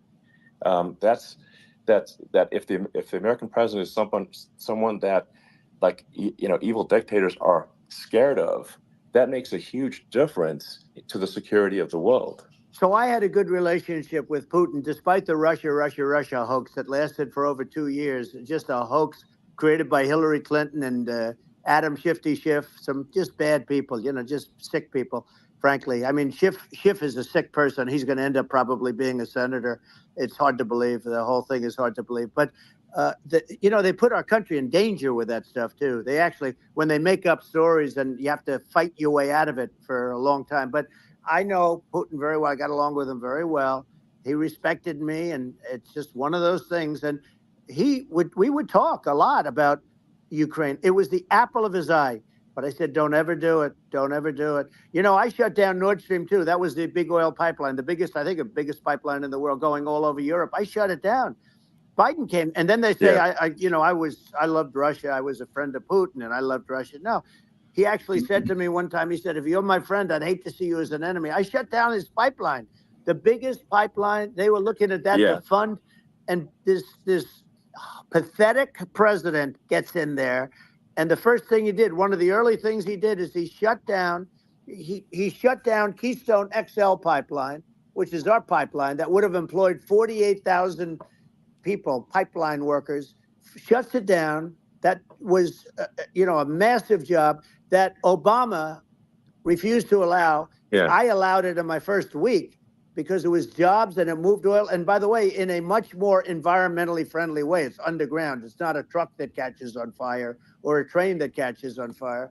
But think of it. He shut down the XL pipeline, the Keystone XL pipeline. Yeah. He shuts that down, and he approves the Russian pipeline. Yeah, it doesn't make any sense. It's inconsistent. Certainly, but I mean, I think it's just worth emphasizing, to listeners, the immense importance of whether the United States president is intimidating or not intimidating, and how much that matters to global security. Because there's some real tough characters out there, and if they don't think the American president is tough, they will do what they want to do. I know every one of and them. that puts it puts the Yeah. whole world in danger. Elon, I know every one It's of a them, big and I deal. know them well. I know Putin, I know President Xi, I know Kim Jong-un of North Korea. I know every one of them. And let me tell you, people will say, oh, this is terrible. He said, I'm not saying anything good or bad. They're at the top of their game. They're tough, they're smart, they're vicious, and they're going to protect their country, whether they love their country. They probably do. It's just a different form of love, but they're going to protect their country. But these are tough people at the top of their game. And when they see a Kamala or when they see Biden, Sleepy Joe, they can't even believe it. They can't believe this happened. All the stuff that you're seeing now, all the horror that you look at Israel, they're all waiting for an attack from Iran. Iran would not be attacking, believe me. You know, when I was there, and I say it with respect because I think we would have been good with Iran. I don't want to do anything bad to Iran, but they knew not to mess around. Iran was broke because I told China, if you buy from Iran oil, it's all about the oil. That's where the money is. But if you buy oil from Iran, you're not going to do any business with the United States. And I meant it. And they said, we'll pass. They didn't buy oil. Other countries, likewise. You want to buy, you're not doing business with the United States. And they were at a point where they had no money for Hamas. They had no money for Hezbollah. They had no money for any of these instruments of terror. And it was amazing. In fact, there were articles when I was leaving, which is hard to believe, actually, especially when you look at what's happened to our country. Our country is so bad right now. It's such a different place. We were respected. Think of it. 4 years ago, we were so respected to a point where when I said don't buy oil, they didn't buy oil, but they had no money, and Israel would have never been attacked. It is zero chance. And again, I said to Vladimir Putin, I said, don't do it. You can't do it, Vladimir. You do it, it's going to be a bad day. You cannot do it. And I told him things that what I do, and he said, no way. And I said, way. And you know, it's the last time we ever had the conversation. He would never have done. I got along well with him. I hope to get along well with him again. You know, getting along well with them is a good thing, not a bad thing. I got along well with Kim Jong-un. When I met with President Obama just before entering, you know, it's a sort of a ritual. And I sat down with him and we talked. It was supposed to be for a very short period of time. It turned out to be a long period of time. I said, what's the biggest problem? He said, North Korea. I had that problem worked out very quickly. It was nasty at the beginning with Rocket Man and, you know, all the different things. But all of a sudden I got a call. Those were some epic tweets, by the way. Yeah, they were. They were epic everything. He said that he has a red button on his desk. I said, I have a red button on my desk too, but my red button is much bigger and my red button works. And then I called him Little Rocket Man of Little Rocket Man. Anyway, here's the bottom line. All of a sudden I got a call from him. And they said they want to meet. They want to meet me. And we met, as you remember, we met in Singapore. We met also in Vietnam. And I got along with them great. We were in no danger. But President Obama thought we were going to end up in a war, a nuclear war with him. And let me tell you, he's got a lot of nuclear stuff, too. Exactly. He's got plenty of nuclear. He can do plenty of damage. So yes, I mean, it's because, you know, I mean, people like Kim Jong-un, they respond to strength, not weakness. Well, and he and I had a good relationship. Remember I met him and we walked onto his land. Nobody ever walked onto his land before. I walked onto. I wouldn't say let's bring up Secret Service again. I wouldn't say they were thrilled when I did that. I walked onto his land, and it was an amazing period. But we were not in danger with him because of me. You know, I always say that we have enemies on the outside and we have enemies on the inside. We have some really bad people in our government and people that are controlling of the people. I mean, I'd mention names, but I really don't want to give them the credit. But we have some really bad, and I say they're more dangerous than Russia and China. If you have a smart president, a president that gets it, we are not in danger from those countries because they need us and they need our help. I mean, we forced Obama, if you think about it, Obama and Biden, and Bush to a certain extent, in all fairness, forced Russia and China together. And if you're a history student, the first thing you learn is you cannot let Russia and China align. But then they also got, if you take a look, Iran, and they have North Korea. That's, they call it the axis of evil. In the old days, you had the axis of evil. Here we have a modern day axis of evil. These are powerful countries, very heavy nuclear, which is the biggest threat. The biggest threat is not global warming, where the ocean's going to rise 1/8 of an inch over the next 400 years.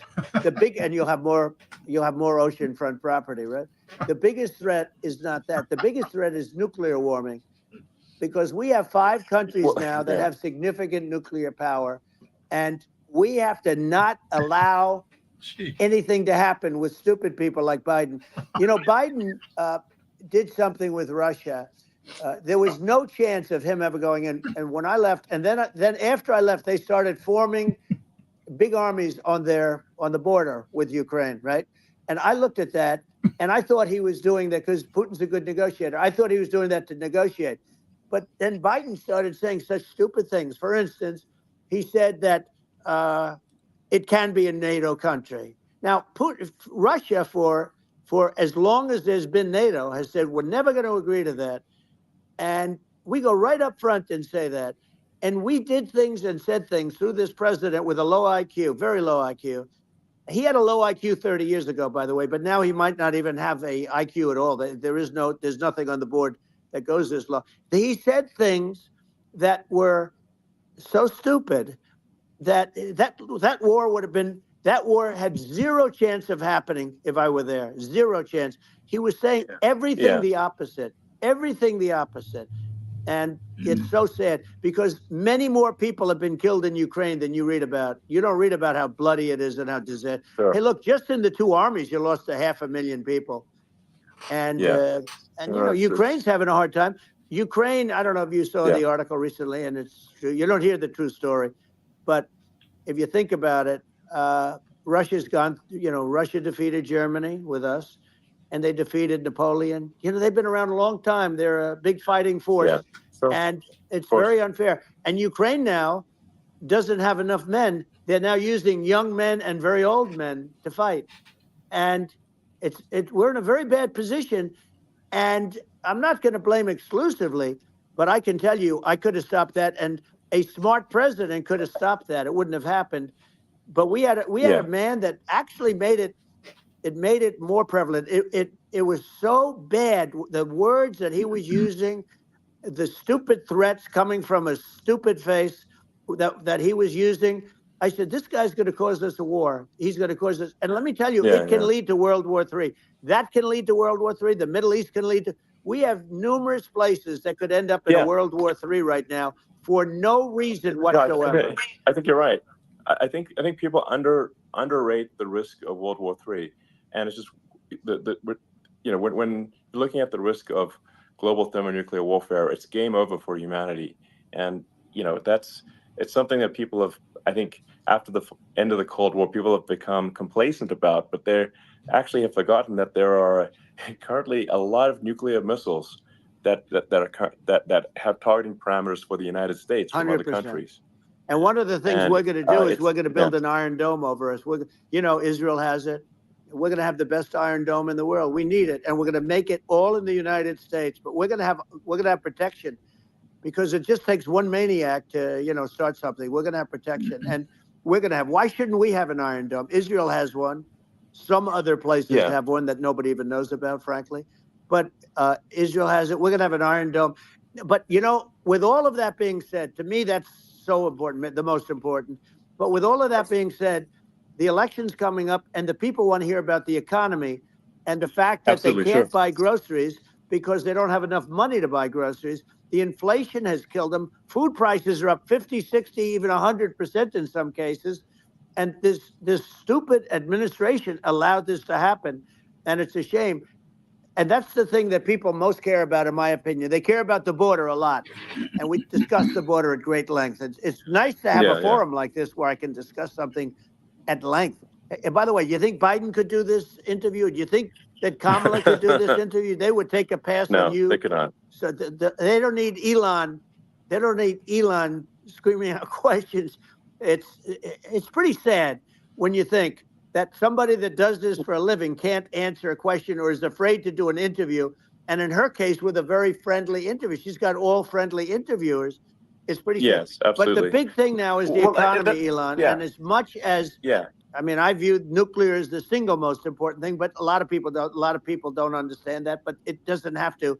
If I understand it, that's all you need. Because if I was president, you're not going to have that kind of a problem. But the thing that they really is making them angry is what Kamala and Biden have allowed to happen to the economy. It's a disaster with inflation. The inflation, it doesn't matter what you make. The inflation has eaten you alive. If you're a worker or if you're just a middle income person, you can't afford.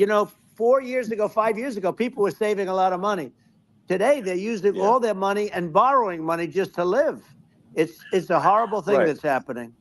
And we'll end that quickly. Well, I think a lot of a lot of people just don't understand where inflation comes from. Inflation comes from government overspending because the checks never bounce when it's written by the government. So if the government spends far more than it brings in, that increases the money supply. And if the money supply increases faster than the rate of goods and services, that's inflation. So really, we need to have we need to reduce our government spending. And we need to re-examine. I think we need like a government efficiency commission to say like, hey, where are we spending money that's sensible? Where is it not sensible? And we need to live within our means. We're currently adding, I think, $1 trillion to the deficit roughly every 100 days. That's right. And the interest payments on the national debt have now exceeded the defense budget. It's on the order of $1 trillion. It's interest, and it keeps growing. I rebuilt our military, largely rebuilt our military. Did a great job on it, which was so important. We had jets, we had fighters that were, and bombers that were 70 years old, and we did a great job in that. Then we gave 85 billion of it back to Afghanistan, if you can believe it. We gave them 85 billion. They're one of the largest sellers of military equipment in the world. They're selling what we gave them. That was one of the most embarrassing days in the history of our country. But if you think about, let's go back to the economy. We have to bring energy prices down. Energy started at the price of gasoline. Now your cars don't require too much gasoline, so you have a good, and you do make a great product. I have to say, I have to be honest with you. That doesn't mean everybody should have an electric car, but these are minor details. But your product is incredible. But the gasoline, Elon, is the cost of energy. Not only gasoline, it's the cost of heating your house and cooling your house. That has to come down. It's gone up 100%, 150, and 200%, and that has to come down. When that comes down, and we're going to drill, baby, drill. They stopped drilling, and then they went back to drilling because they went back to the Trump policy. But if they won the day after they get into office, this country will go out of business because they're going to go to an energy policy that's not sustainable. Wind and different things. You're not going to have anything. And I know you're a big fan of the AI, and I have to say that AI, and this is shocking to me, but AI requires twice the energy that the country already produces for everything. So you're going to have to build. We're going to have to build a lot of energy if our country will be competitive with China, because that's our primary competitor for this on the AI. You're going to need a lot of electricity. You're going to need tremendous electricity, like almost double what we produce now for the whole country, if you can believe it. Sure. Well, just going, back to this, like this basic thing, that people try to make it sound complicated, but it's not. But inflation is caused by government overspending. Would you agree that we need to take a look at government spending and have perhaps a government efficiency commission that just tries to make the spending sensible, and so the country lives within its means, just like a person. The waste is incredible, and nobody negotiates prices. You used to have a lot of people making jets, and you end up with two companies, and they'll probably try and merge at some point. I went through it, like Air Force, just a thing like Air Force One. One of the first documents they asked me to sign, a general said, "Sir, would you please sign this document?" And what is it? Air Force One. That's with Boeing, which is basically two planes, two 747s. And the price was Yeah. $5.7 billion for 2 planes. Now, Wow. now they're highly sophisticated. That's insane. They're even nicer than your plane, okay? But much more sophisticated. They're very, I won't say what's on it, but they got a lot of stuff on it. Anyway, but it's 5.7. That's a crazy It's number. a crazy number, but I said, I'm not going to pay 5.7. I'm not going to do it. I said, who made the deal? Obama and his people. I said, well, then I know the deal's no good. I'm not going to do it. And over a course of about 4 weeks, by my saying I'm not going to do it, I got the price reduced by $1.6 billion for the exact same plane, other than we had a nicer paint job, if you want to know the truth. But for the exact same plane, I saved one. And I said to Boeing, man, you guys must make a lot of money if you can reduce the price by that. But now what I do hear is that they're going back to the Biden administration and wanting big cost overruns, because they see these dopey suckers in there, and they'll end up getting some of the money back. But I shaved it by $1.6 billion for the exact same plane. And you can now take that and multiply that out times thousands of other items. Multiply it by Yeah, a the zillion, numbers are and astronomical. I agree with you. Well, I mean, I think it would be great to just have a government efficiency commission that takes a look at these things and just ensures that the taxpayer money, the taxpayers' hard-earned money, is spent in a good way. And I'd be happy to help out on such a commission. I'd love if it. it were formed. Well, you're the greatest cutter. I mean, I look at what you do. You walk in and you just say, you want to quit? They go on strike. I won't mention the name of the company, but they go on strike, and you say, that's okay. You're all gone. You're all gone. So every one of you is gone, and you are the greatest. You would be very good. Oh, you would love it. But, if you look at Argentina. Well, I'd be happy to help By the way, out. congratulations. I Yeah. just looked at the number of people that are listening to you and I chat. We'll call it a chat. But congratulations. This is very good. I mean, it's great. And you're an interesting character. The new head of a place called Argentina, and he's a big, Malay's awesome. he's great. And Yeah. he's a big MAGA fan, that he ran on MAGA. And he took it to an extreme too. He ran on MAGA, and I hear he's doing really a terrific job. It's called Make Argentina Great Again. It worked out perfectly. He came in, he bought a lot of hats, he brought everything, but he's doing a big job. He really cut. And I'm hearing they're starting to do pretty well. Inflation's getting down. They had like 2,000%. Exactly. They had inflation like not normal inflation. They had the real deal. But we're going to have that pretty soon. I think we have the worst inflation we've had in 100 years. They say it's 48 years. I don't believe it. I think we have the worst. They don't include a lot of the items that should be included, Yeah. Well, it's just from government overspending and not spending taxpayer money effectively, and having just like so many departments, you can't even name them all.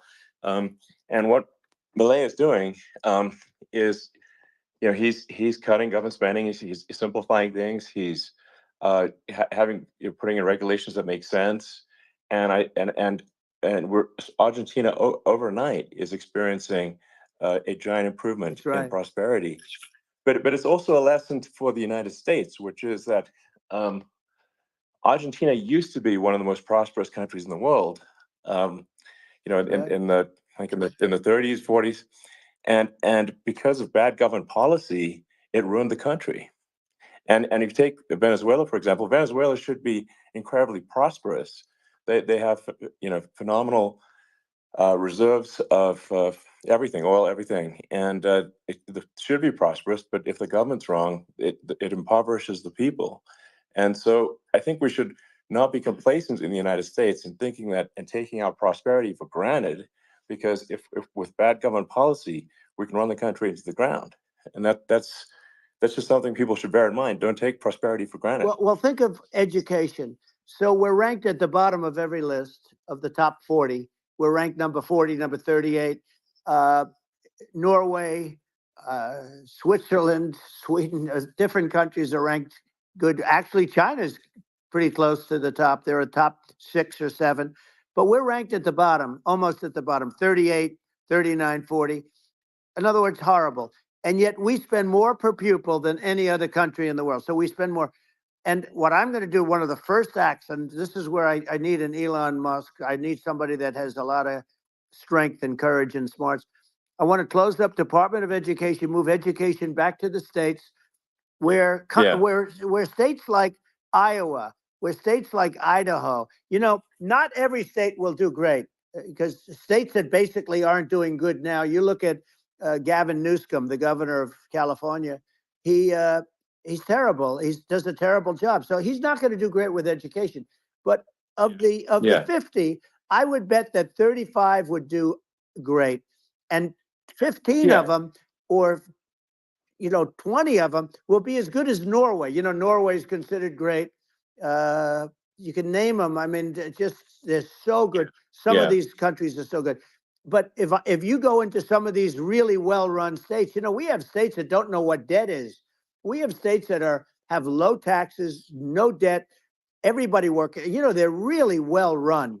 Sure. And maybe they have certain advantages in terms of location, in terms of, the land or the sun and the water and the whole thing. There are a lot of advantages that some people have. But if you moved education back to the 50, you'll have some that won't do well, but they'll actually be forced to do better, because it'll be a pretty bad situation. But if you think about it, you'll have some of these states. I'll bet you'd have 30, 35 states. It'll be much better. And you know what it'll cost? Less than half what it is in Washington. And these people don't care about the students in these, faraway states. And it'd be unbelievable. Yeah. I think you're making a good point in that if the states have to if each state has to compete against other states, then people will naturally move to states where it's better. Well, like California, as we said, it's a badly run state. I could go through. I got so many friends that are in those states, even if they're Democrats. I hate to mention certain states, but Illinois is badly run with Pritzker. He's a real loser.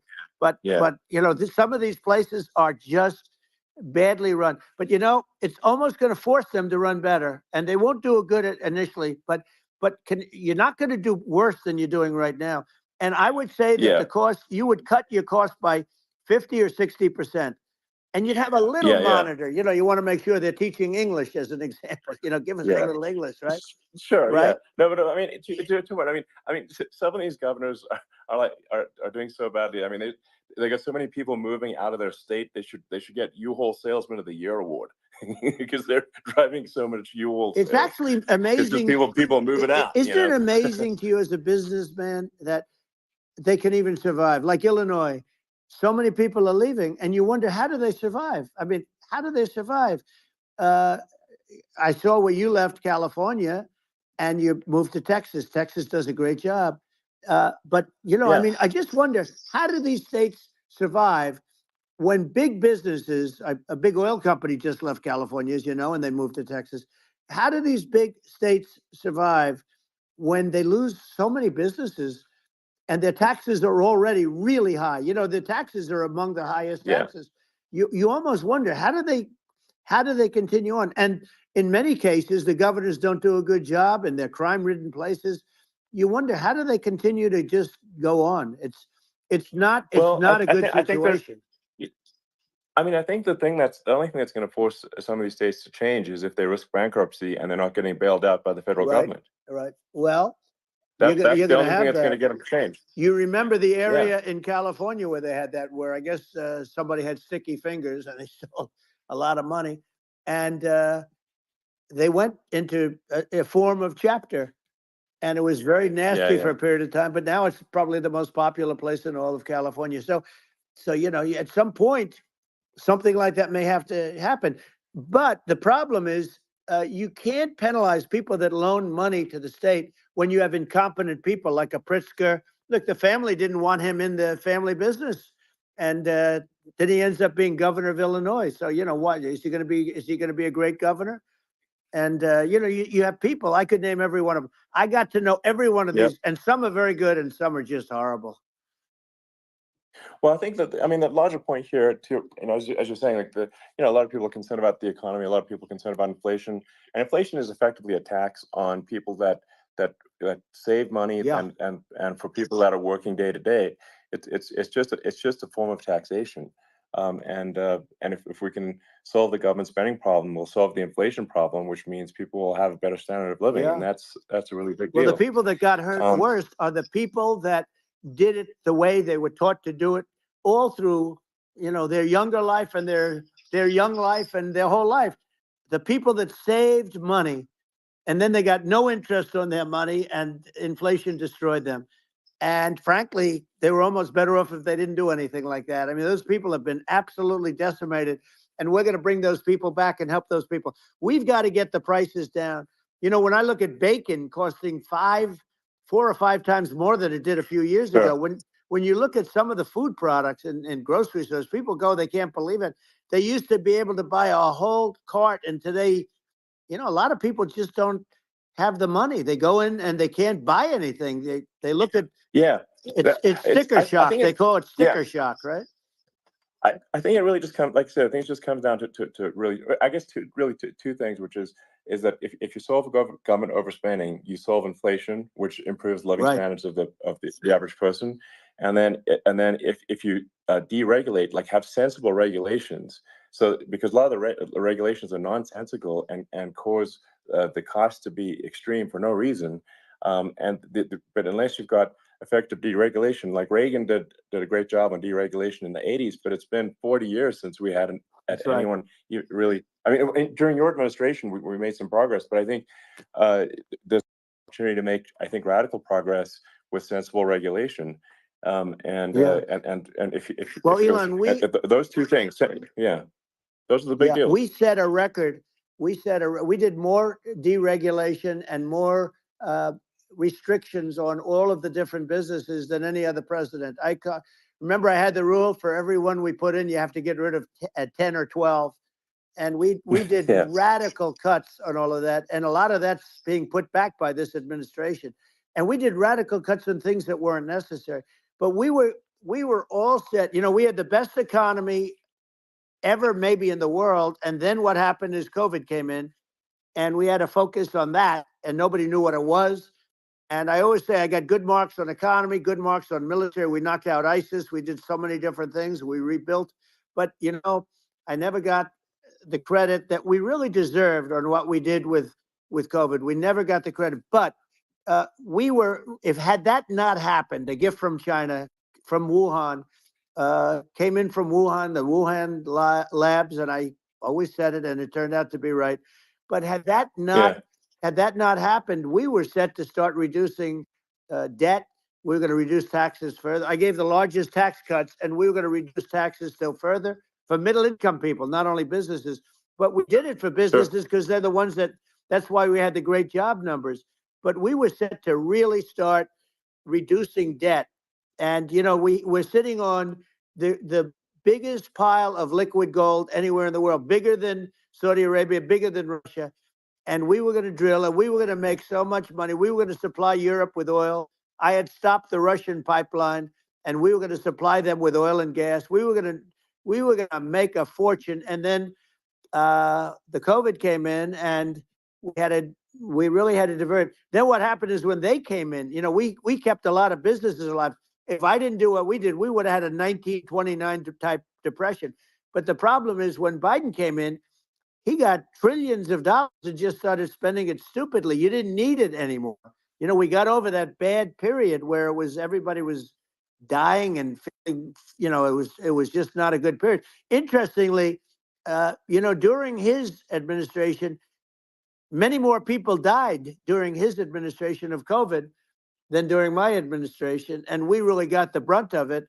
But people don't realize more people died during his administration than ours. But it diverted us from doing what I wanted to do. But we had the greatest for almost 3 years. We had the great, and that probably better than anybody. So many of your friends said to me, the best years we've ever had in business were during the Trump years, and also said that African American, Hispanic American were so incredible. They were having the best. Asian American women, men, young people without a diploma, young people that graduated from the best colleges, from MIT, from the Wharton School, from all of the great colleges, Harvard, they were doing better, and people without a diploma were doing better. and everybody was happy. And then COVID came, and we had the problem is they spent trillions and trillions of dollars. They wasted. They shouldn't have taken any money, and we wouldn't be having inflation right now, which is killing our country. Yeah, absolutely. I mean, I should probably say something about, like, maybe my views on climate change and oil and gas, because I think it's probably different from what most people would assume. Because my views are actually pretty, I think, moderate in this regard, which is that I don't think we should vilify the oil and gas industry and the people that have worked very hard in those industries to provide the necessary energy to support the economy. And if we were to stop using oil and gas right now, we would all be starving, and the economy would collapse. So it's I don't think it's right to sort of vilify the oil and gas industry, and the world has a certain demand for oil and gas, and it's probably better if the United States provides that than some other countries. Sure. And it would help with prosperity in the U.S. And at the same time, obviously, my view is like, we do over time want to move to a sustainable energy economy, because eventually you do run out of. I mean, you run out of oil and gas. It's not there. It's not infinite. And there is some risk. I think the risk is not as high as a lot of people say it is with respect to global warming. But I think if you just keep increasing the parts per million in the atmosphere long enough, eventually it actually simply gets uncomfortable to breathe. People don't realize this. If you go past 1,000 parts per million of CO2, you start getting headaches and nausea. And so we're now in the sort of 400 range. We're adding, I think, about roughly 2 parts per million per year. So I mean, it still gives us. So what it means is, like, we still have quite a bit of time, but so there's not, like, we don't need to rush, and we don't need to, like, stop farmers from farming, or prevent people from having steaks, or basic stuff like that. Like you can leave the farmers alone. I agree. How crazy is that? Where I mean, you have farmers that are not allowed to farm anymore and have to get rid of their cattle, and the whole world is a little crazy. But it's largely taken its lead from us. I just say, though, I've heard in terms of the fossil fuel, because even to create your electric car and create the electricity needed for the electric car, fossil fuel is what really creates that at the generating plants. And, so you sort of can't get away from it at this moment. I mean, someday you might be able to, but I do hear we have anywhere from 100 to 500 years left. Much of it hasn't even been found yet. Yeah. But there are tremendous, like ANWR. I got ANWR in Alaska approved. Ronald Reagan couldn't do it. Nobody could do it. Everybody tried. Nobody could do it. I got it approved. The first thing that Biden did was unimprove it, to get rid of it. He ended it. His secretary went in and she ended it. And what a disgrace. That's ANWR. That's bigger, or they think it could be bigger than Saudi Arabia in Alaska. Could be bigger than Saudi Arabia. But they went in and they terminated it. And I'll get it going very quickly, because not only is it big for Alaska, I mean, you talk about economic development, that for the United States, I mean, that is, they say, bigger than Saudi Arabia or the same size, and pure, really good stuff. And, they end it. So I think we have, perhaps hundreds of years left. Nobody really knows. But during that time, something will come around that will be very good. Yeah. Well, I mean, my estimate would be, a little more aggressive than that. But it's not the sort of, like, we're all going to die in 5 years stuff. That's obviously BS. But I mean, my view is, like, if you just look at sort of the parts per million that increments every year, you get sort of 2 or 3 parts per million every year of CO2. I mean, I think some of that, it's problematic if it accelerates, if you start going from 2 or 3 to, say, 5. And then there may be some situations where you get just a step change increase in the CO2. And I think we don't want to get too close to 1,000 ppm, because, like, that's actually makes it uncomfortable to breathe. Like, just existing in 1,000 ppm CO2 is uncomfortable. That's like that's considered like an industrial hazard. Right. Just so it's that's actually, you start getting headaches and stuff. So it's even without global warming, it's not comfortable to live. So you don't want to get too close to that. But I mean, I think we've got. I think we want to just move over, and if I don't know, 50 to 100 years from now, we're I don't know, mostly sustainable. I think that'll probably be okay. So it's not like the house is on fire immediately, but I think it is something we need to move towards. And on on balance, it's probably better to move there faster than slower. But like I said, without vilifying the oil and gas industry, and without causing hardship in the short term, I think this can be done. Without people can still have a stake, and they can still drive gasoline cars, and it's okay. It's not. I don't think we should vilify people for it, but I think we should just generally lean in the direction of sustainability. I actually think solar is going to be a majority of Earth's energy generation in the future, and it's certainly trending that way. And so you get the solar power, combine that with batteries. So because obviously the sun doesn't shine at night, and then you use that to charge the electric cars, and you have a long-term sustainable solution. And that's what Tesla is trying to move things towards, and I think we've made a lot of progress in that regard. But when you look at our cars, we don't believe that environmentalism, that caring about the environment should mean that you have to suffer. So we make sure that our cars are beautiful, that they drive well, that they're fast, they're sexy. I mean, they're cool. In fact, literally, I made this sexy joke: Model S, Model 3, Model X, and Y spells out sexy. It's probably the most expensive joke out there. But I don't know, I like cheesy humor, So, but I'm a big fan of, like, let's have an inspiring future, and let's work towards a better future, and we can do so without demonizing Right. people. I'm okay. It's very interesting. You use the word global warming, and today they use the word climate change because you have some places that go up, and so they were getting themselves in a little trouble with the word global warming, because not every place is warming. Some places are going the opposite direction. But I'm sort of waiting for you to come up with solar panels on the roofs of your cars and on the trunks of the cars, and it just seems like something that at some point you will come up with. I'm sure you'll be the first. But it would seem that a solar panel on the roofs, on flat surfaces, on certain surfaces might be good. Yeah. At least in certain areas of the country where you have the world, Sure. where you have the sun. But I would think, and I have no idea because that's not my world, but I would think that this would be something that would be interesting. But the one thing that I don't understand is that people talk about global warming or they talk about climate change, but they never talk about nuclear warming. And to me, Sure. that's an immediate problem, because you have, as I said, 5 countries where you have major nuclear, and probably some others are getting there, and that's very dangerous. That's where you need a strong American president, because you don't want to have this proliferation. But you have 5 countries and getting more. China is much less than us right now, but they're going to catch us sooner than people think. They're way lower. Russia and us are number 1, and I mean, we're sort of tied. And China is far behind, but they're developing at a level that you're not surprised to hear, very fast.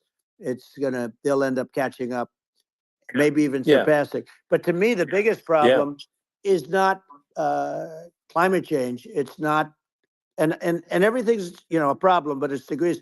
To me, the big problem is the nuclear power. The power of nuclear is so great.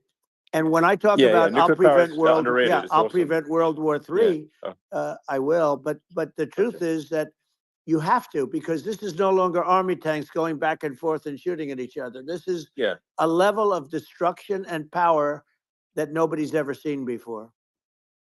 Yeah, and actually, there's the bad side of nuclear, which is a nuclear war, very bad side. But there's also, I think, nuclear electricity generation is underrated. You're right. And it's actually, people have this fear of nuclear electricity generation, but it's actually one of the safest forms of electricity generation. It's just a huge misunderstanding. And if you look at the injuries and deaths, caused by, say, I mean, I'm not going to try to pick on coal mining, but just any kind of mining operation, And there's a certain number of injuries and deaths per year. And you compare that to nuclear. Nuclear is actually way better. So it's underrated as an electricity source, and I think it's something that's worth reconsidering. But there's so much regulation that people can't get it done. So that maybe they'll have to change the name. The name is it's a rough name. There are some areas like when you see what happened in bad branding. Right, we'll have to rebrand it. We'll have to give it a good name. We'll name it after you or something. No, it has a branding problem. When you see what happened, it does have a branding problem. When you see what happened in Japan, where they say you won't be able to go on the land for about 3,000 years. Did you ever see that? And in Russia, where they had the problem, where they, there's a lot of bad things happened, and they have a problem. And they say that in 2,000 years, people will start to occupy the land again. You realize it's pretty bad. No, that's not true. But you're right about it. It's amazing. It's actually not that bad. So like after Fukushima happened in Japan, like people were asking me in California, are we worried about like a nuclear cloud coming from Japan? I'm like, no, that's crazy. It's not even dangerous in Fukushima. I actually flew there and ate locally grown vegetables on TV to prove it. And I donated a solar water treatment, a solar powered system for a water treatment plant. And but you haven't been feeling so well lately, and I'm worried about it. No, but I mean, I'm only kidding. It's fine, It's like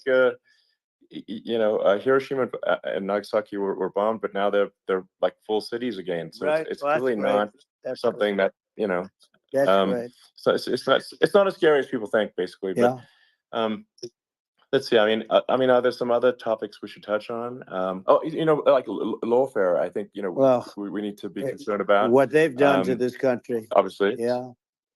Well, we just won the big case in Florida. This was a Biden administration did something that's never been done in this country, and that's go after their political opponent, me, with this nonsense and just nonsense. And the big case in Florida we won, but they always pick a judge and a jury, and they use local DAs, they use the local attorney generals, like Fani, Fani, spelled Fani, Fani, and it's all a big hoax, and it's all run from there, like in Manhattan. One of the top people from the Justice Department went in, ran Manhattan, ran the state. The Letitia James deal was run by a person from the Department of Justice, Biden. They've never done this before, and they set up a very bad precedent. It's called lawfare, warfare. It's a terrible thing, and never happened in our country. It does happen in banana republics and third world countries, but it's never happened. And the incredible thing is it actually drove my numbers up because people see, fortunately I have a platform like you, or, in all fairness, like a conversation like this, where I can talk about it and people understand. I mean, you fight for election integrity and you end up getting indicted because you're fighting for election integrity. And when the day comes that you can't fight for election integrity, you don't have a country anymore. So what happens is they went after their political opponent, me. Now Biden's, close to vegetable stage, in my opinion. Okay, I looked at him today on the beach, and I said, why would anybody allow him?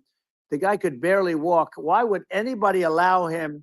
Does he have a political advisor that thinks this looks good? He thinks this looks good because it looks so bad, and it's ridiculous. I mean. And he's been doing that for a long time. He can't lift the chair. The chair weighs about 3 ounces. It's meant for children and old people to lift. And he can't lift it. The whole thing is crazy. Well, he's clearly, he's clearly like, we just don't have a president right You now. don't have a president. And she's going to be worse than him because she is a San Francisco liberal who destroyed San Francisco. And then as attorney general, she destroyed California.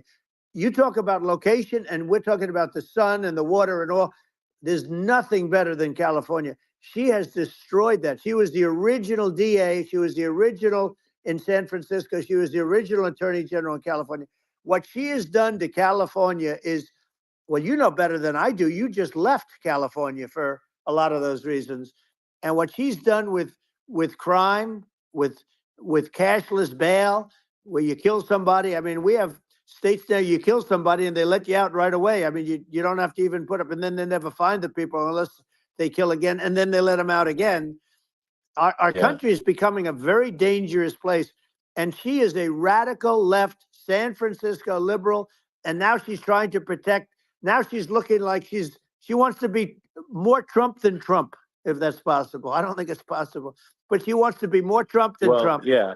I want a wall. I think that's You know, she yeah. wants to release all the Yeah. prisoners that are in detention, and some of these guys are really bad. Right. That just came Yeah, I out just saw today. that. She Yeah. doesn't want to build the wall, even though the walls work. Walls and wheels. You know, in your business, everything you do is obsolete. Almost, well, not the tunnels, but everything is obsolete. Even your rocket ships, they're like a month later, they're obsolete. You find a better way to. The only thing that's not obsolete is a wall and a wheel. And the wall, you know, I built hundreds of miles of wall, and that's why we had such good numbers. I was going to add 200 Yeah. miles. We bought it. We could have flipped it up in 3 weeks, and they sold it for 5 cents on the dollar. That meant, I said, wow, that means that they actually do want to have open borders. She wants to have open borders, and now she's going like she's tough on the border. It's such a lie. Yeah, this is simply not true. This is simply No, not and true. everybody Yeah, knows it's it's simply not true. It's a disgrace that she Yeah. can say it. No, I mean, obviously, what's happening sort of overnight is they're rewriting history and making Kamala sound like a moderate when in fact she is far left, like far left. Worse than Bernie Sanders. She is considered Yeah. more liberal by far than Bernie Sanders. She's a radical left lunatic. And if she's going to be our president, very quickly, you're not going to have a country anymore. And she'll go back to all Yeah. of the things that she believes in. She believes in defunding the police. She believes in no fracking, zero. You don't. Now all of a Yeah, sudden yeah, she's yeah. saying, no, I will. I really want to see fracking. If they got in, the day she got in, she'll end fracking. And by the way, if people didn't think that, the lunatics that really believe in that, they won't vote for her. You know, like the Palestinians and Israel. She is so anti-Israel, and she's bad for both. Biden actually did something that was impossible. Both sides hate him. You know, both sides. That was a hard Yeah. thing to do. Unification. Yeah, no. I mean, Netanyahu came to give a talk to a joint Senate and House sitting, and I was there, and Kamala stood him up. You know, what does that say? I think it's highly that's, disrespectful. And I say, if you're a Jewish person, or if you believe in Israel, if you're a person that, you know, is a very pro-Israel, if you vote for her, it's worse than Biden. And Biden was bad. But if you vote for her, you ought to have your head examined. And you see tonight, I mean, as we're doing this, I'm seeing reports coming that they expect an attack tonight or tomorrow from hundreds and maybe thousands of rockets. You know, their Iron Dome, as they call it, as we all call it, but their shield that they build, that can be swamped. We'll use the term that's appropriate, swamped. But they swamp it by shooting enough missiles. You know this better than anybody. By shooting enough missiles, they can't defend themselves. You know, they just obliterate the whole place. And that's what some people think they're looking to do. And we have no leadership. There's no respect for the United States of America with these people. And I'm telling you, she'll be worse than him, because she's a believer in being radical left, and he wasn't. I think you're right. I mean, it's important for the public that may be listening to this to look at Kamala's track record, you know, before the last month, and say, is that a track record you agree with? And I think if you're an independent moderate, you definitely would not agree with it, because it is her behavior has been far left, and we're seeing just an overnight propaganda attempt to rewrite history and make it sound like Kamala's moderate when she in fact is not moderate. Well, her running that, mate approved, signed into legislation, tampons in boys' bathrooms. Okay, now that's all I have to hear. Tampons in boys' bathrooms, and that means she believes in that too. I mean, she picked this guy because he was the closest to her. A lot of people thought she'd pick sort of the opposite, but she picked an anti-Israel radical left person. But she is far worse, they say, than Bernie Sanders. If we have her as a president, if we have a Democrat at this moment as the president, I don't think our country can survive. I think it's a massive. I think we're in massive trouble. frankly, with the Kamala administration, and that's my honest opinion. And I think really it's essential that you win for the good of the country for this election. And I mean, I'm just stating my opinion. Now, you may have seen this, but I got a letter from the EU Commission, like saying, to not have disinformation on during this discussion that we're having, and there's a lot of attempts to do censorship and to force censorship even on Americans from other countries. And what do you think about that? Well, I know the European Union very well. They take great advantage of the United States in trade, as you know. We, through a different forum, NATO, we protect them. And yet, if you build a car in the United States, you can't sell it in Europe. You just can't sell it. It's impossible. The same thing with our farmers. Our farmers find it very difficult to do business. We have a deficit with them of $250 billion, which people don't know. It sounds so nice, the European Union, but let me tell you, they're not as tough as China, but they're bad. And I let them know it. And that's probably why they notified you. No, they don't treat our country well.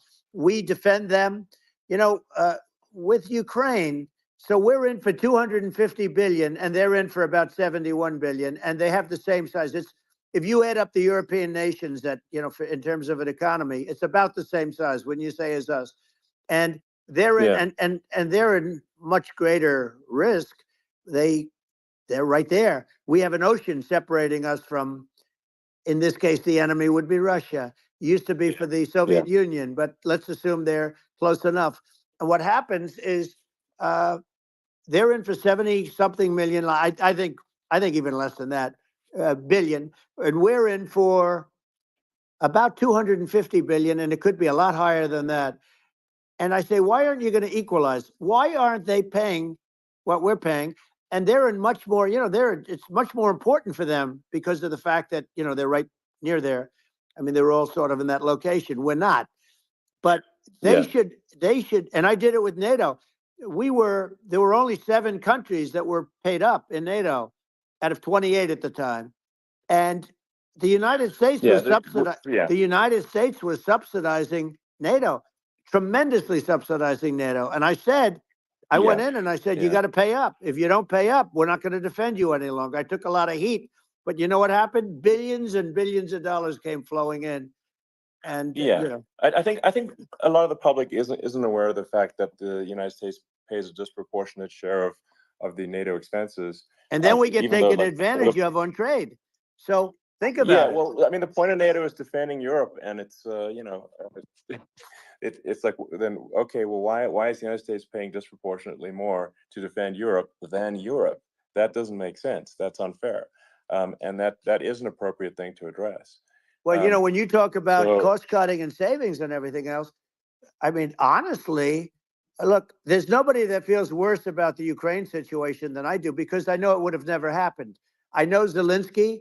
He was very honorable to me, because when they went with the Russia hoax and they said I had a phone call with him, he said it was a perfect phone call. It was a great phone call. He could have grandstanded and, said, oh, he was very threatening. He said, no, it was a very nice phone call. I called him up to congratulate him on his win, and you end up getting impeached because these people are lunatics. I was talking about the difference from the people within and the enemies on the outside. In many cases, the people from within are more dangerous for our country than the Russias and the Chinas. If you have a smart president, you're not going to have a problem with them. You're going to do things. Yeah.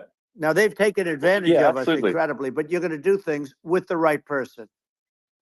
Yeah, well, I think it's obvious that you're a believer and an advocate of free speech, because during your first term as president, you were attacked relentlessly every day, often very unfairly with false attacks, and you didn't try to shut down the media. You didn't try to inhibit their freedom of speech, and I think that says a lot. Well, the good thing is that you and I have, and some people, very few, we can get the word out. Although sometimes it's hard because they don't want to print it, like we're having a great conversation right now. Kamala wouldn't have this conversation. She can't, because she's not smart. She's not a smart person, by the way. She can't have this conversation. And Biden, we don't even have to talk about it. I mean, he couldn't have this conversation. He would have given up on the first half of a question. He would have walked out. He would have said, "Where am I? Where am I going?" So anyway, but no, he wouldn't have this. That's true. Not a lot of people would have this conversation, but we cover a lot of territory. But the beauty is that we can have a conversation, and Yes, you I'm can actually able have a to get it out without, because I get treated unfairly. This is a really big point. You can actually have a conversation with you. Yeah, it's nice, isn't it? And you can't have a conversation with Biden or Kamala. It's like it's not possible. That's So this is like talking to an NPC. No. So it's just impossible. Well, but think of it. We need a man or person who's unbelievably sharp in order to stop all the nuclear danger and all the dangers that I'm talking about. And I got along with all these. I got along with Kim Jong-un. We had dinner, we had everything, and he really liked me, and I got along with him really well. By the way, he's the absolute boss over there. A lot of people said, "Oh, do you think he really?" that's for Let sure. me tell you, I saw things that you don't want to know about. He is the boss, but we had a good relationship, and he doesn't like Biden. He considers him a stupid man. He said he's a stupid man. Well, at least he speaks his mind.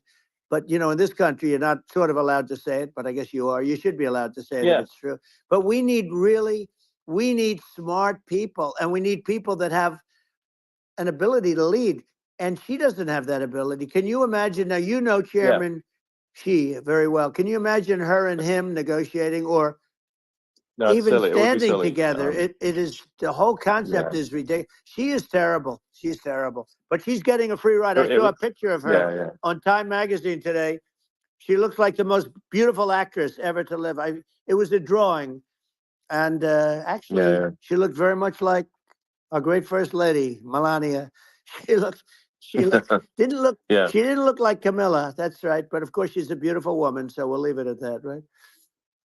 Yeah, well, maybe like I think part of what people in America want to, people in America want to feel excited and inspired about the future. They want to feel like the future is going to be better than the past, and that America is going to do things that are greater than we've done in the past, reach new heights that make you proud to be an American, and excited about the future. They want the American dream back. They want the American dream back. More important than anything else. It's like you don't have that today because the people, they've been just sucked. They see incompetent people running our, the Biden thing is very interesting. People just found him to be incompetent. And when I debated him, I was like, is this for real? It was. Yeah, it was just absurd. But I think there are like some grand projects that we could do. I mean, I think like we could build a base on the moon. We could send American astronauts to Mars. We could build high-speed connections that are more advanced than anything else in the world between our cities, so people have fast transport. It's possible to solve traffic with tunnels. We've already made great progress in Vegas doing that, and and just do things that are exciting and inspiring and make the future feel like it's better than the past. Well, I saw what you did in Vegas, and I'll tell you, it was amazing. I got to see. I took a big glimpse at it, and it's incredible. It's incredible, and you could do that all over. It's deep. Yeah, you don't even need much structure. Assuming you're in the right area. No, it's straightforward. It's amazing. So like I think we could do some things that like China's got incredible high-speed rail between its cities, but I think it's actually possible with tunnels if with deregulation, with an ability to actually where it's like legal to actually do the tunnels. Then you could have high-speed tunnels that are actually better than anything else in the world for high-speed transport between cities, and that would be something that Americans can say, wow, okay, we've got something that's cooler than anyone else in the world. That's the kind of thing that makes you proud to be an American. And much safer than surface trains, where there is a danger there, with crazy people. It's much safer, much better. And it's sad because I've seen some of the greatest trains. I find it fascinating. And I've seen the systems and how they work, and the bullet trains, they call them, I guess. And they go unbelievably fast, unbelievably comfortable, with no problems. And we don't have anything like that in this country, not even close. And it doesn't make sense that we don't. Doesn't make sense. Yeah, and I think also like there's I'm kind of hopping on the excess regulation, but I think something that that I think people can generally understand is that what happens with laws and regulations is that there's more and more of them every year, and unless there's a process to clean them up, eventually everything becomes You're right. illegal, and that actually it slows down the development of new technologies. I mean, if you take the sort of like I think there's room for some reform at the FDA for Yeah. improving the speed with which we approve drugs that could help save lives and improve people's Yeah. lives.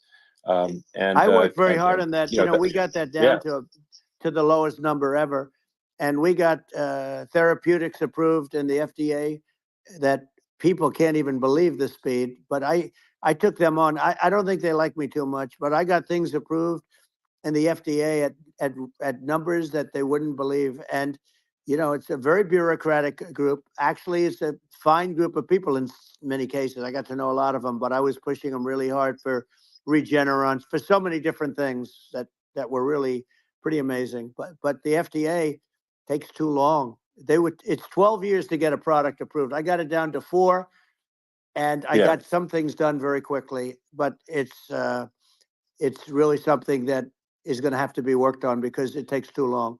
Just takes too long. Yeah, it just takes too long, and it's you end up in the same with the approval, but it's just it takes years instead of something that I think could potentially take months, that improves people's lives. I think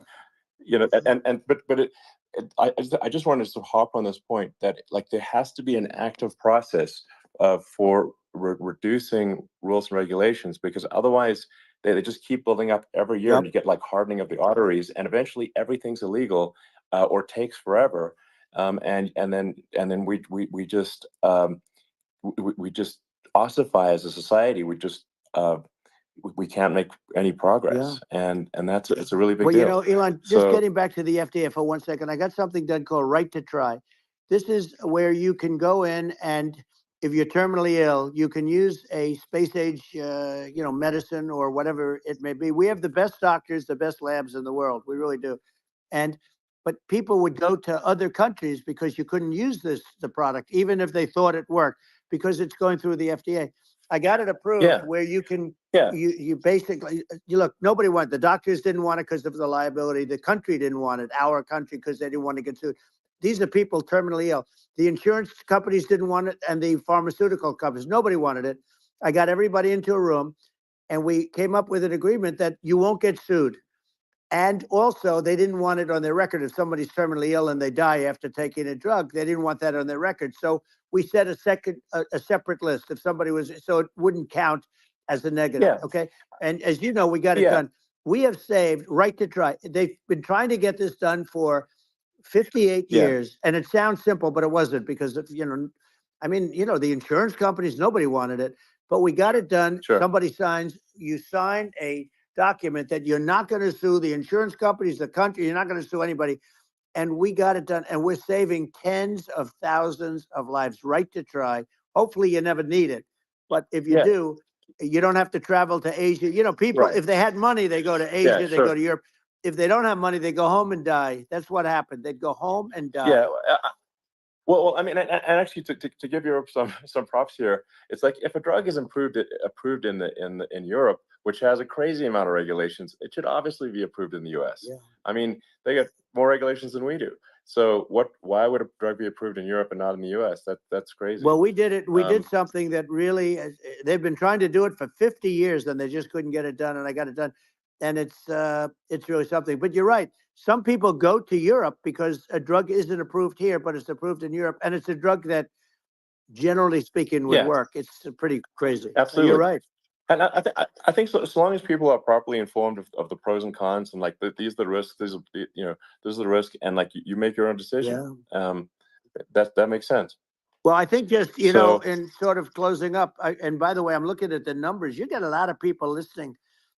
I hope you don't get nervous, because you got a lot of people listening to you right now, like 60 million or something. What is that number? It's crazy. It's amazing how you can see that right away. What is the number? Wow. What is it? Well, Wow. I think in Wow, terms of that's a people that's that, a big that that's bigger than you said. You said 25, and you're much more than double that number, 25 million. I think you're going to be 60 or 70, and I guess over a period of time. Hey, I congratulate you. Do I get paid for this or not? well, I think actually in terms of number of people that will hear this conversation over the next few days to Right. weeks, it's going to be hundreds. That's of what they millions. say. Yeah, that's good. Well, look, it's an Yeah. honor.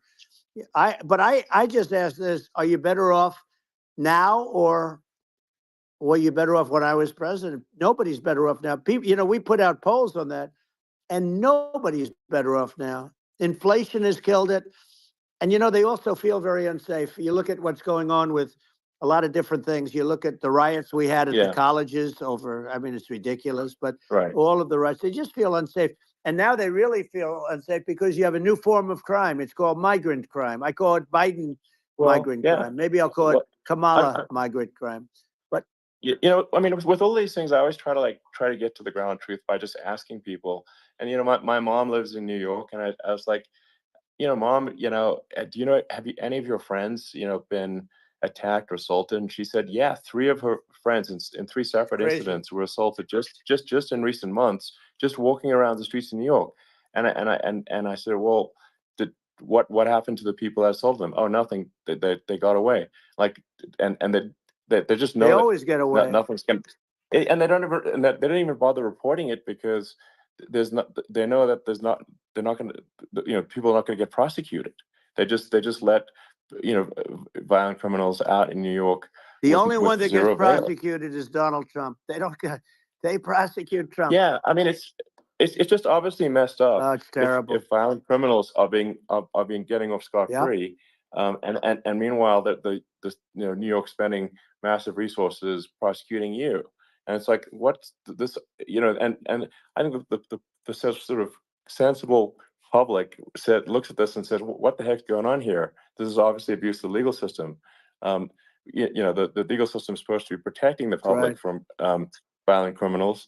And it should be obviously allowing the public to make their own decision about who should be president, as opposed to, some, legal case. Once they start this precedent, because this can go on with the next one. I mean, this is a very bad precedent, what they're doing in terms of, going after their political opponent. And that's all it is. It's going after their political opponent. And then you get a judge who's, a strong Democrat. And I'm being nice when I say that, in many cases, crooked as hell. But you get a judge, and you go into an area where a Republican gets 3 or 4% of the vote, and you'll have a jury pool with people that hate Republicans or hate. It could also be the other way, though, Of course. because it could start the other way in areas where they hate Democrats, Exactly. and you get into a Pandora's box. It's a very dangerous thing for this country, and a very dangerous thing even for the state. New York City is losing. New York City and state lose a lot of business over what they did to me, because these people say, we don't want that to happen to us. That's no justice system. You have an unfair system of justice, and it's costing New York State a tremendous amount of money. People are leaving and companies are leaving, and they won't come back. So, all of that stuff is important. But the economy now is the big thing, and we can turn that economy up so fast, and people are going to be back again. We're going to get rid of inflation. I think there's a lot of opportunity. Right. Absolutely. So, and I just want I to think, congratulate you. You've done an amazing job. You have definitely got a fertile mind. We can talk. You and I can talk about rockets. It's kind of you to say. Thank you. Tunnels. We can talk about tunnels and rockets and electric cars. So many things. And now you're into the AI, and that's going to be another beauty, I'll say. So it's an amazing thing you've done, Elon.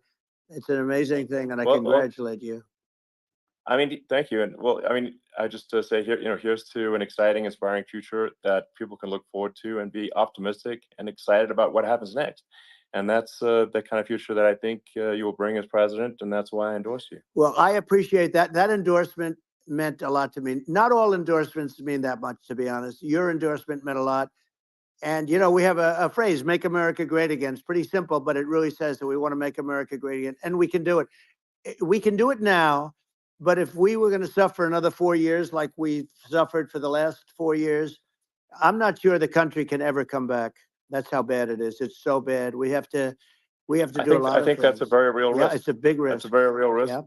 And it's, I'd just like to note to people listening, like I've not been very political before, and if you look at my record, I've actually been.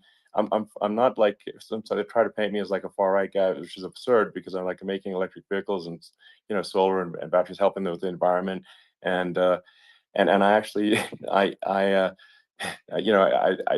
supported Obama. I stood in line for 6 hours to shake Obama's hand when he was running for president, and so it's not like I'm like some sort of dyed-in-the-wool long-term Republican. I'd call myself, historically a moderate Democrat, but now I feel like we're really at a critical juncture for the country, and I think a lot of people thought the Biden administration would be a moderate administration, but it's not, and obviously, we're just going to see an even further left administration with Kamala. That's my honest opinion. I mean, her dad is literally. I mean, she was brought up as an actual. Her dad is a Marxist economist. You can Google it. I mean, it's not a. We're not making this up. That's how she was brought up. So, and we want to have a future that is prosperous. And I think we're just at this critical juncture, and I think this is a case of the America is going to at a fork in the road, and True. and I think it will take if the path like you are the path to prosperity, and I think Kamala is the opposite. Then that's my honest opinion. I'm gonna get attacked like crazy, and I've also experienced quite a bit of lawfare myself, but I'm just trying to tell people my honest opinion, and I haven't been really active in politics before. And I'm just trying to point out that my track record historically has been moderate, if not moderate, slightly left.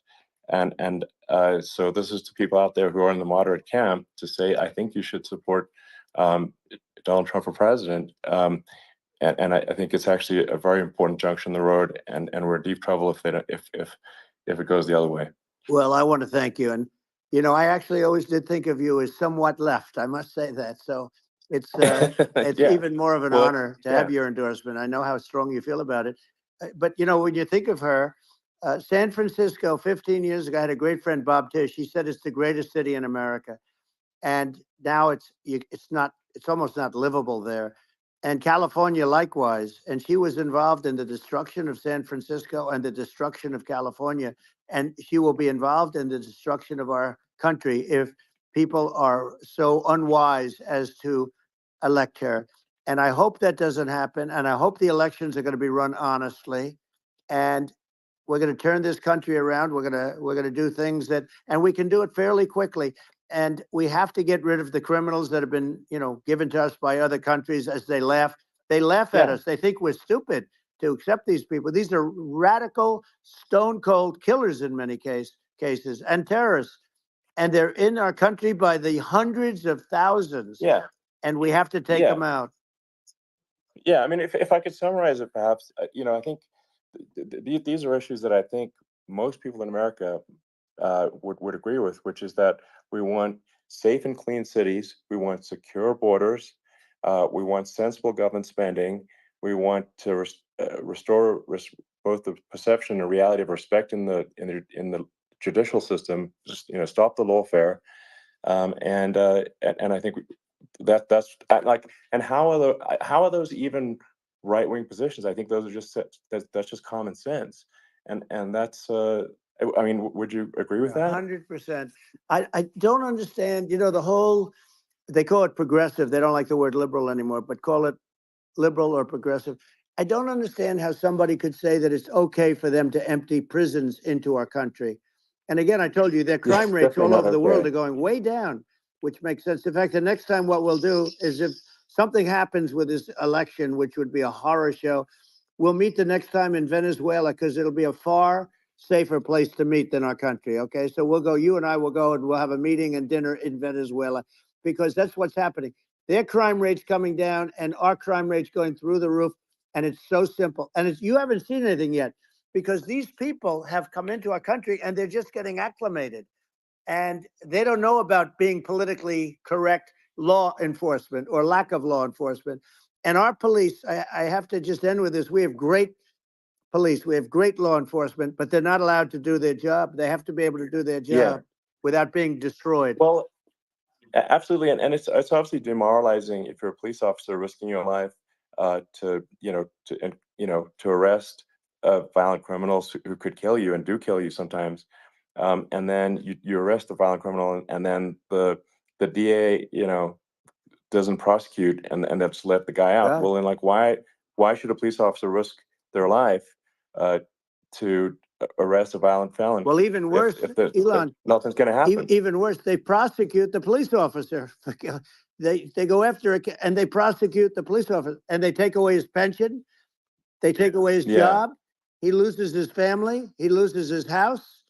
Well, I thought it was very telling, like incredibly telling, that when there was that case where sort of a gang of thugs beat up police officers. I think it was in Times Square in New York, and then nothing happened to those guys. They were let out, zero bail, and I think a bunch of them were given free tickets to California. Well, what is I mean, that is a gross indignity against the United States, and that's how, I mean, this is insane. Like, have we lost all pride? How can such a thing be allowed to occur? I've never seen anything. We see where they get shot. It's a very dangerous profession, but it's something they're very proud of, and they want to be able to do their job. But I've seen them get shot. I've seen a lot of things, but I've never seen where these guys are standing in the middle of a big street, everybody watching them, and they're literally boxing, like punching, stand-up fighting a police officer. There were two of them, and yet about six of these guys, and they're punching the hell out of them. And in their own country, they would be dead if they did that. They'd be shot. Yes. They would be shot instantly. And, they come from these countries, and it's taking them a while to realize that we don't do that in this country. But in their own country, if they stood on a street and had a fight with a police officer, they would be shot. There's no political correctness. And it's such a sad, it's such a sad thing to see. And that's the reason you have crime, by the way, because we don't do anything about it. Yeah, we just cannot have a situation where our police officers are beaten up on camera by a gang of illegal immigrants, and then nothing happens to the guys that beat up the cops. I mean, and they're let out. This is unacceptable. Well, we're going to change it, and we're going to get them out of the country. When I first got involved, they said you couldn't get them back to these countries. You couldn't take them back. In the case of Guatemala, Honduras, El Salvador, some others, you couldn't get them back. And I said, really? Oh, you can't get them back? Because under Obama, he couldn't get them back. They'd fly them in, and they'd put planes on the runways in these countries so you couldn't land a plane. They'd bring them back. And the generals told me, sir, we can't bring them back. The countries won't accept MS-13 gang members. They won't accept them. And I said, really, how much do we pay these various countries in terms of economic aid, which is also somewhat ridiculous? And the answer was $750 million. I said, good. Tell them they're in default.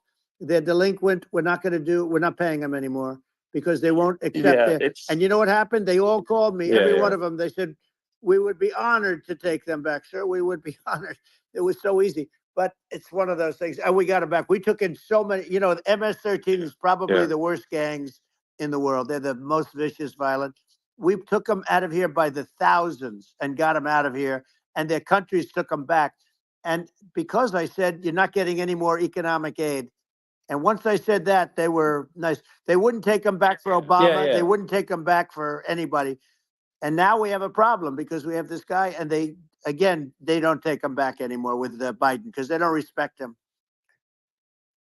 It's just gotta be done. We just can't have whether they're citizens or not citizens. We can't have, because they won't prosecute citizens either, not just illegals. So if you can't have violent, repeat violent offenders that are not that don't get incarcerated. That's right. Because they will obviously, by definition, continue to hurt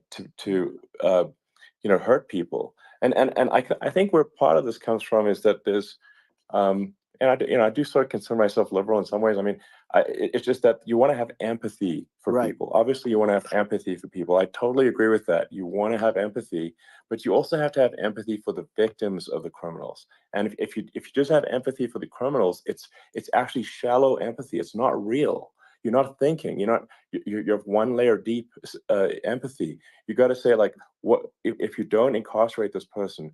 Who are they going to hurt? Who are they might kill someone. They might rape someone. If you don't incarcerate them, you have to have empathy for the victims. And there's a lack of empathy for the victims of the criminals, and too much empathy for the criminals. It doesn't make sense. That's why you want to have deep empathy for society as a whole, not shallow empathy for criminals. Right. And we have to give our police officers the dignity and the respect that they deserve. And we have to let them do their job. They can do a great job, but we have to let them do their job. And if we don't do that, it's going to all disappear. There's never been a society like this where you're allowed to do anything you want and nothing happens. And I'm talking about violent crime. And it's going to get more violent because these are really, really violent people. And we're going to get them out of our country, and we're going to get them back to because they were sent here by the presidents and by the various people that run those countries. And I know every one of those guys. And they're smart people, and they're streetwise people. And they really think that the USA is stupid. They think we're run by stupid people, and they happen to be right. But when I was there, we had no problem. We got them out. We took out thousands of MS-13 gang members. We brought them back. And now, again, it's the same old story. We don't do it. And they actually gave them a big increase in aid. They raised it up to billions of dollars, and they get nothing for it. So, I hope everybody's going to vote for Trump, and we're going to get this country straight. Yeah. And I didn't need this. I'm like, I didn't need this. I had a very nice life. I didn't need to go through court systems and go through all the other stuff and run at the same time. I have to run. I have to go through fake trials with, in some cases, corrupt judges, totally corrupt judges. I didn't need it. I had a nice life. I have great locations. I have beautiful oceans that I have places. But I felt it was important. And if I had to do it over again, you probably think I'm crazy for doing it, actually. But if I had to do it over again, I would have done it over again, because this is so much more important than me or my life. We're going to save this country. This country is going down. And these people are bad people that we're running against, and they're liars. They make statements. They do things that are so bad.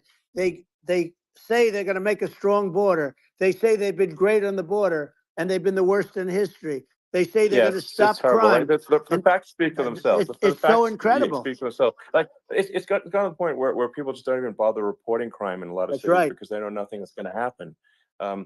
That's what I hear anecdotally from people all the time.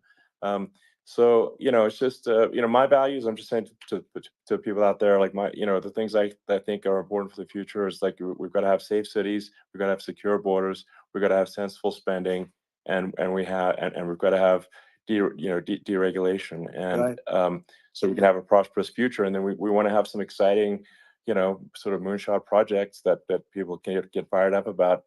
And that's the future I'm looking for. And I'm pro environment, but I'm not against. I'm not like I don't think we should vilify the oil and gas industry, because they're keeping civilization going right now.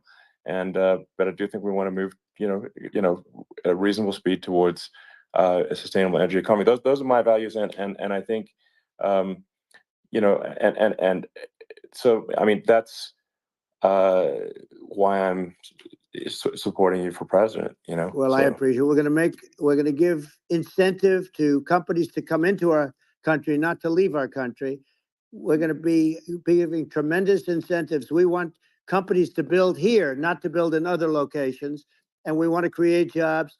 And again, it's about the American dream. You don't hear about the American dream anymore, Elon. You don't hear. You're the American dream in the truest sense, but you don't hear about the American dream anymore. And you're going to hear about it.